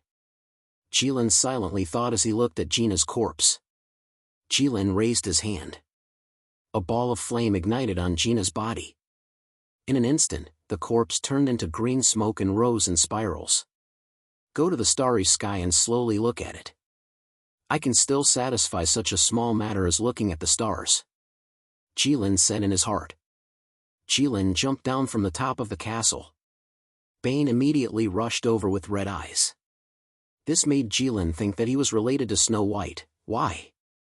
Didn't you promise me that you would let me talk to her first? Bane asked frantically. Didn't you say that I would give you 2 minutes? Did I count wrongly? Jilin was also confused. Bane opened his mouth wide. He didn't react for a long time. Suddenly, 2 streams of tears flowed out from his red eyes. He let out a scream that didn't sound like a human. Did I count wrongly? Jilin looked at Staya. Sigh. That's not what I meant. In the future, if someone asks you to wait for 2 minutes, you can wait a little longer if you want. Staya shook her head lightly. The Fortress God Weapon's transformation is complete. Entering attack mode. Ambassador Yen Gang's voice came from inside the Fortress God Weapon. The Fortress God Weapon had just completed its transformation when Jilin was on the way back. It didn't look like a castle anymore. It looked more like the legendary Frost Giant. It stood on the ground and was covered with hard rocks. It looked down at everyone. Its window-like eyes lit up with red lights. She's already dead. Why isn't this thing stopping? And why is it your voice? Duke asked. He was calm because he didn't expect Gina to survive. It was just that things were slightly out of control. Because I made this thing. Also, the Fortress God weapon can only be stopped by taking the activation crystal to the control room. The activation crystal should be in the control room now. Yen Gang said. Duke looked at the rock giant and asked, how do we get in? I don't see any entrance. If it's a war, your so-called entrance will become a fatal weakness. How could I not consider this? When the God weapon is in its battle form, all the entrances and exits will be hidden inside its body, Yen Gang said. He seemed very proud of his work. The Fortress God weapon raised its hand at Jilin and the others. A strong light gathered in its hand. A beam of light shot out from its palm toward everyone. It was the signature work of the dwarves, the magic cannon. However, it was magnified a few hundred times. Be careful, Holy Wall. Staya released one of the few large-scale defensive skills. A thick wall made of holy light appeared in front of everyone. There was a huge world tree carved on it. After the attack, the holy wall became very transparent. It looked like it would shatter with a light touch. Meteorite. A magic circle opened above the God weapon. A huge rock came out of it and smashed toward the God weapon. Giant hammer strike. The dwarves also attacked. At that moment, the giant hammers in their hands became huge. However, they still looked small in front of the God weapon. One of the God weapon's hands turned into a giant sword. With just one attack, it shattered the huge rock summoned by Aisha. Then it let the dwarves' attack fall on itself. The dwarves' attack didn't cause any obvious damage. Duke looked at the God weapon. If he wanted to settle this situation, he could only rely on the monster other than using other God weapons. Duke looked at Jilin. Jilin stood in front of Bane and looked at him quietly. Bane was lying on the ground. He clenched the snow with both hands and sobbed.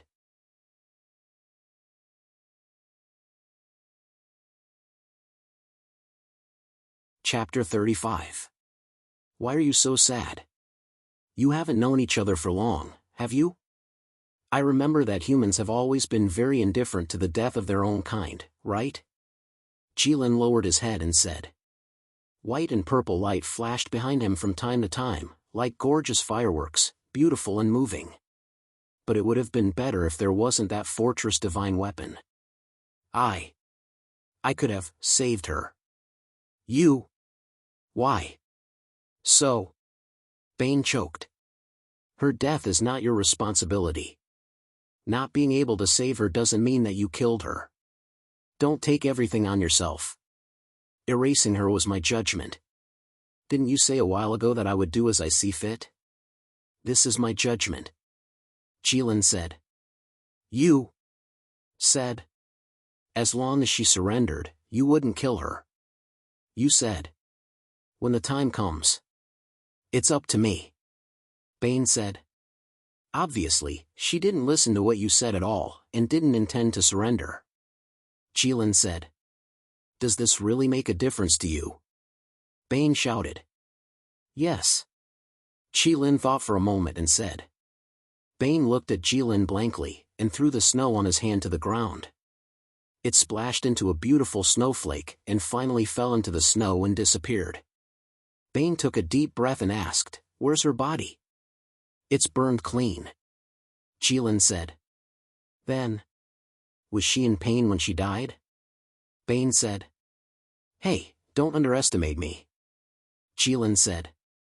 If Jilin wanted to kill someone, he could completely make them lose consciousness or be paralyzed for various reasons before they felt any pain. It could be said to be extremely clean. Did she say anything? Bane said. Is it important? Jilin said. After all. That was her last words in this world. That was her last trace in this world. I will never see her again. No one will ever see her again. Bane rambled incoherently. She left peacefully and beautifully, Jilin said. Beautiful? Bane's voice trembled slightly. Yes, it was miraculous. It was just the disappearance of a weak race that could be seen everywhere, but she really stunned me at that time. The black rock was covered in bright blood, and she was lying in the middle of the pool of blood, like a white rose that had withered in red wine. At that moment, she seemed to have released all of her light and released all of her life. The flow of time was only for that moment of youth, just like a flash in the pan, Jilin said in a low voice. His voice was gentle and calm, like the whispers of a devil beside one's ear. Bastard. Bane was like an enraged bull, roaring as he staggered forward, using all his strength to punch Jilin's face. After all, he was a level 2 adventurer. The strength of this punch was not to be underestimated. Jilin just stood there and did not move at all, but the rebounding force still easily broke Bane's wrist. Bane was sweating profusely from the pain, but he gritted his teeth and stubbornly refused to make a sound. He stared fiercely at Jilin. Jilin was a little confused. He did not know what was wrong with this human in front of him. If he did not restrain himself in time, he would be dead. But the only thought in Jilin's mind was, well, now all three of them have beaten me. The dragon race was very stingy. Just when Bane was hesitating whether to use his other hand to punch Jilin again, Staya was like a cannonball, lying on the ground, rushing the snow along the way, and sliding to their side. Staya was shocked by the situation on Jilin's side. She was distracted and did not block the attack of the fortress's divine weapon in time, so she was blown away by the punch. Let's get rid of this thing first, and then take the dwarf away. This place seems a little strange. We should not stay for long, Staya reminded Jilin. These words were too modest. How could a castle come to life and attack them? How could they say that it was just a little strange? Okay, Jilin turned to look at Staya, then turned to look at Bane, and finally nodded. Jilin turned around and saw the gigantic creature that had been causing a ruckus. The divine weapon's left hand had turned into a gigantic sword and was swinging wildly in all directions. Every time it swung, it would set off a violent gale that swept up the snow on the ground and blew it into the distance. The right hand turned into a huge magic cannon, shooting into the air without stopping. Each energy bomb was the size of a small house. Of course, the divine weapon's attack was not without a target. Its target was Aisha, who was flying around on the broom.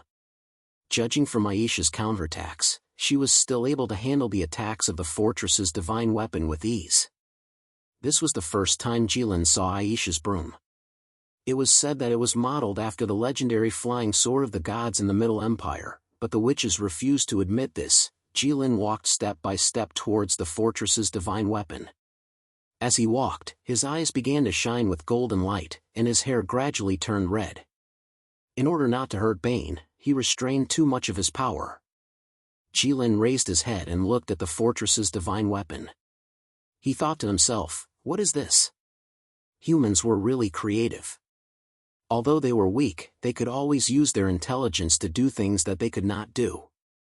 Breaking through one's own limits seemed to be a common thing for humans. The fortress's divine weapon also noticed Jilin, a tiny creature. Although Jilin's body was tiny, it was not the case for the fortress's divine weapon. The divine weapon raised its huge sword and whizzed towards Jilin's head. It was like a human picking up a stone and throwing it at an ant. It made people feel that nothing unexpected would happen. However, the moment the giant sword reached Jilin's head, it came to an abrupt stop. From its rapid movement to its absolute stillness, there wasn't the slightest bit of delay. Jilin raised his hand and caught the sword. Using his current human body to do this, the scene was indeed very impactful. Warning, warning. The fortress's divine weapon wanted to retract its huge sword, but it could not do so because Jilin held it tightly. One could clearly see that the divine weapon wanted to lift the huge sword, but the sword did not move at all. This made the divine weapon look like a mortal robber who wanted to lift the sea-stabilizing needle. The celestial weapon tried twice and realized that it still couldn't retract its greatsword. Thus, it decisively raised its right hand and began to bombard Jilin. Every shot from the powerful magic cannon caused a violent explosion. The ground around Qilin quickly turned into deep craters. The snow evaporated, creating a huge fog that blocked everyone's sight. However, the divine weapon continued to bombard the same spot. Left hand cannot be retracted. Give up and change to the ultimate mode. A stiff voice came from inside the divine weapon. With a crack, the huge sword and the divine weapon's entire forearm fell off. At the same time, two huge rock wings extended from the divine weapon's back. The wings released a strong blue light. From afar, it looked like two blue wings of light had grown out of the divine weapon. The divine weapon rose from the ground to the sky. At the same time, its left hand turned into a magic energy cannon and flew around Qilin's position. At the same time, the two magic energy cannons fired continuously, causing the ground to be filled with electric sparks and smoke. However, a voice came from inside the divine weapon. Target not eliminated. Target not eliminated. The huge sword on the ground moved slightly at first. Then, it instantly turned into a black shadow and disappeared. Everyone hurriedly looked for the huge sword, but they could not find it. Except for the divine weapon, search for the target, above. The divine weapon turned around at a speed that did not match its huge body. It was as if it was lying flat in the air, facing the sky. It raised the two magic energy cannons and continued to fire. As expected, Qilin was at an extremely high position above it, holding the huge sword that was many times bigger than it. Not bad, Qilin praised. So, Qilin pushed the huge sword and dove down against the rain of magic energy cannons. Its speed broke through the sound barrier and made a loud explosion. The front of the huge sword was faintly red. Every time the magic energy cannons hit the giant sword would be shortened by a small section and lose a small piece.